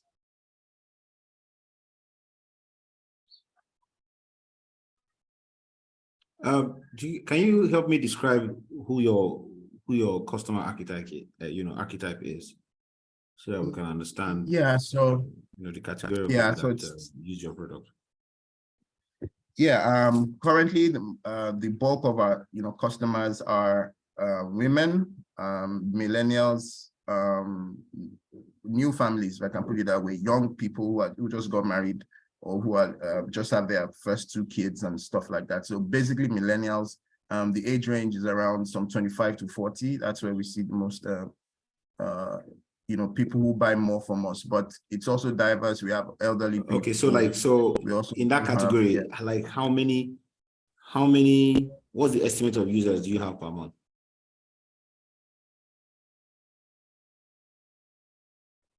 Okay, so usually, are you talking in terms of paying users? So monthly, we do have a lot of traffic. We do have 10,000 plus people, but averagely about 3,000, currently about 3,000 people pay to buy stuff monthly, as at the last count, but that grows around 30% monthly. Okay, so you get like 3,000 people who pay monthly. Okay, who use your currently monthly? All in Lagos alone, or where? No. So that's spread across Lagos, Abuja, and Port Harcourt.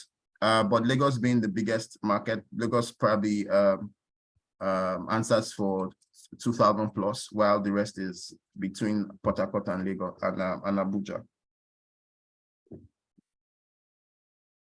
All right, thank you. All right, thank you. Okay. So thank you very much, Price Pally. So I think Thank we you. have one more person. We'll see. James, are you here? Yes, I'm here. Okay, because I called you earlier, you are not online. So are you ready? Yes, sir. Okay, so do you have a slide? What's the name of the company? I do. So this Crimson Technology Company. Crimson Technology Company. Okay, so can you bring up? Okay. Yes, sir. Can you see my slide? Still coming up.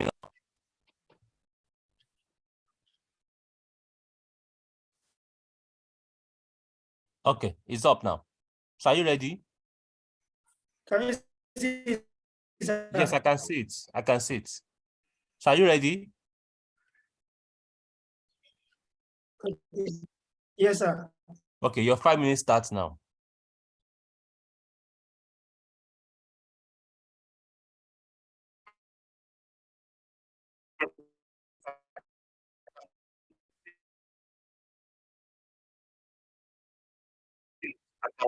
Okay. Are you ready? Yes, sir.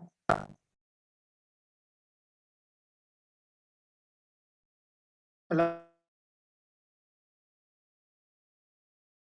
Hello? Hello? Yeah, you can start. Hello? Your 5 minutes started. Hello? Hello? Hello, your 5 minutes starts now. Hello, sir. Hello?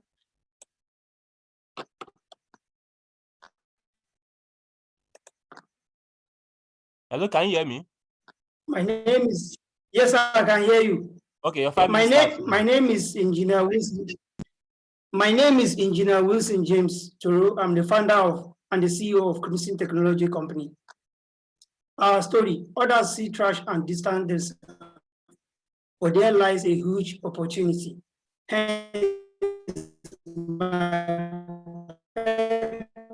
Bottle recycling business is practically a waste to wealth creation.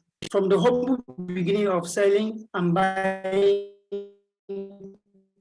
waste bottle, now my business sits on warehouse. Now I want to grow my business, crushing machine line that can recycle this waste into clean flakes that are being used by plastic are being used as feedstock by plastic manufacturing company. I have experience and raw material supply network that can make this business succeed. Problem, according to plastic pollution report, Nigeria was identified as the 7th largest country in the world, generating plastic waste amounting to about 5.96 million tons annually, with about 70% ending up in landfills and waterways. Hence, PET materials are in abundance and litter the streets and drainage channels, constituting environmental pollution and health hazard in our community. The market, due to few plastic recycling facilities in Nigeria, there's a big and a growing demand for these clean flakes as a raw material by industry engaged in plastic molding. In 2020, Nigeria plastic recycling market stood at 2.04 million tons, which was forecasted to reach 3.4 million tons by 2030, with a growing rate of 4.8%. Solution. Our solution is to help sustain an eco-friendly, cleaner, and healthier environment through recycling of PET bottle materials by deploying state-of-art automated washing and crushing machine. This machine will transform or process this waste into clean flakes, which are now used as feedstock by plastic manufacturing company. This is the process flow diagram of the solution.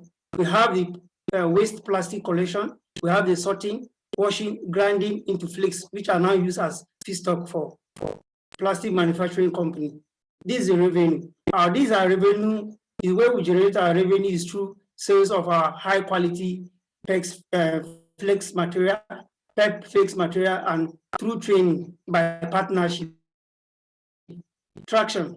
In 2020, we partnered with Northeast Development Commission to train youths on waste management and recycling to create job opportunity. That is in line with SDG goal 1, 2, 1, 8, 11, and 12. And since 2019, we've been partnering with NYC to train core members under the side department on waste management and recycling. And that's in line too with SDG goal 1, 8, 11, and performance. Hello? This is our sales performance for last year. We had a sales of 12.4 million with a return profit of 3.5 million naira.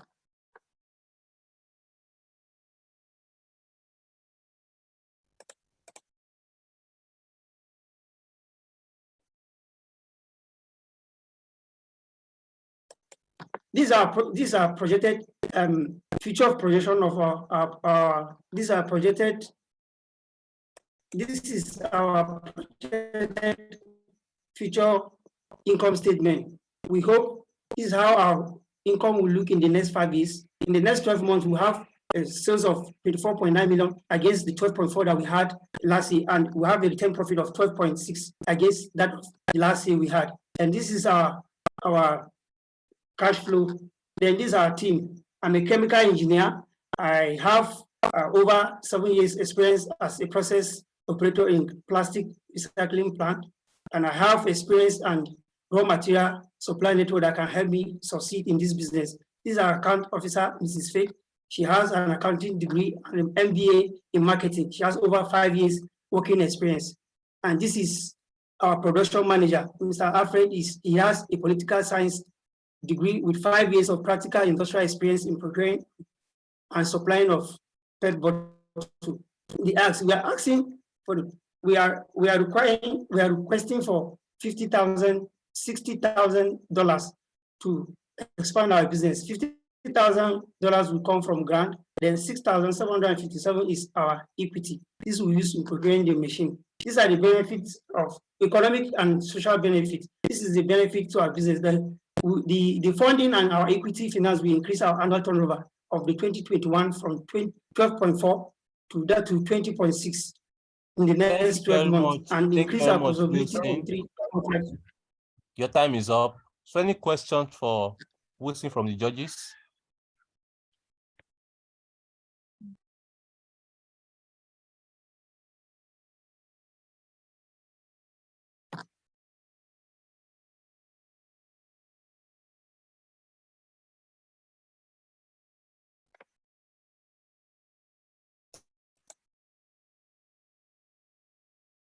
Hello. So my question is, have you been in this business before? Yes, sir. I've been in the business, but the part he was selling of the PET bottle. But now I want to advance by processing it myself. So you're already selling the PET bottle. Yes, sir. That's they call us collectors because we have the value change. We have pickers, collectors, and the recyclers. In which city? In the collectors stage now. Which city are you? I'm in Bauchi, sir. I said it earlier. I'm in Bauchi State, Nigeria. Okay. Bauchi State, Nigeria. Are you a member of Recyclers Association of Nigeria? No, sir. No, Okay. sir. So find out who is the head in that place, and then so you can connect to them. So another point here is, why can't you increase your collection system instead of looking for crushers and all those different things? I mean, I think the most important thing for you now will just be balers and sorters. So I think that you should just try and understand the value chain of which you are in, and know how quick you can fit in and as well scale within that sector. All right. And also from your supply, from your demand side, who are those picking from you? Are they bigger aggregators? If you are still within the collector scheme, I mean, do you work with mid-size or larger aggregators or the main recycling companies themselves? These are the kind of things also that can judge how viable this this venture is going to be. Thank you.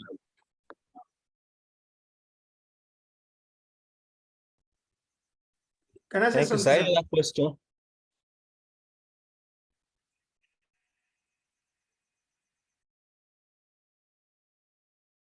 Okay, so thank you very much, Wilson. So we are done. Okay, so thank everybody for attending this speech section. Thank you, sir. Yes. So we'll be declaring the winners on Tuesday. So I will send an email to everybody. So we're having an award ceremony, and we'll be inviting all 10 of the participants to join us. So at the award ceremony, we'll declare the winner. We also have some of our partners who will also be in attendance. So after this section, I'll send an email to everybody so you can all confirm your availability for the event. It's going to be in Lagos at Radisson Blue in Ikeja on Tuesday. So I'll send an email concerning that after. I'll send an email concerning that today. So thank you everybody. So you can leave now. We'll let you know. I'll pass every other information via email. Thank you very much. So Georges, you can just stay behind. Right, thank you.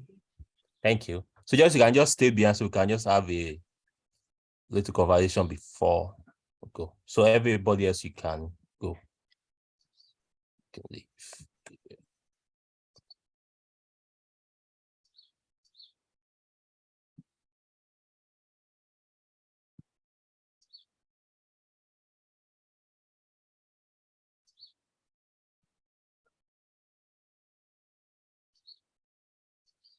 Okay.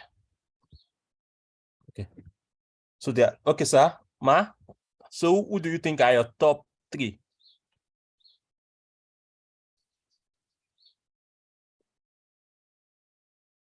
Hi. Hello, ma. Thank you very much, ma. Who do you think are your top 3, ma?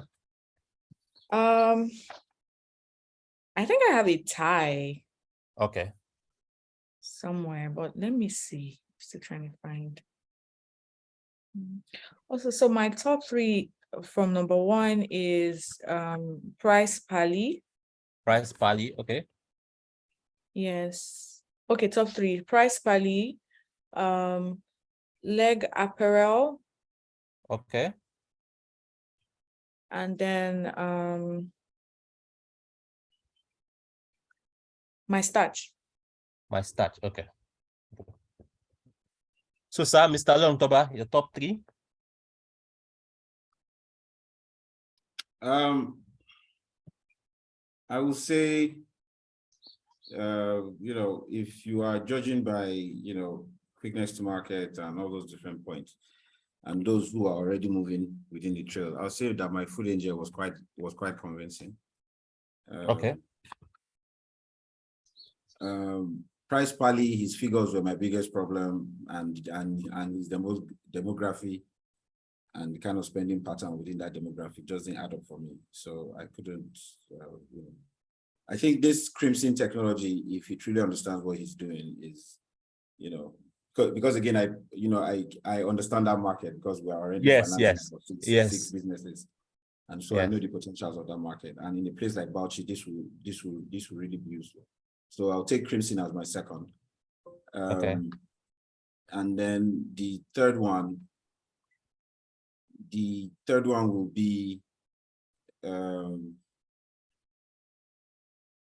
the third one for me might just be what do you call them? I think it's a tie, because maybe the cold room chain guy will be the third one for me. That's education is key, right? The first guy.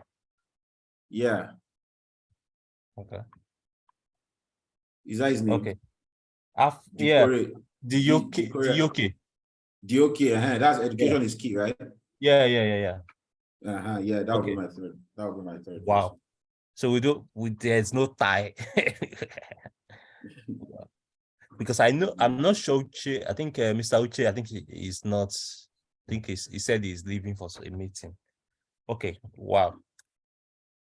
So you pick different top threes.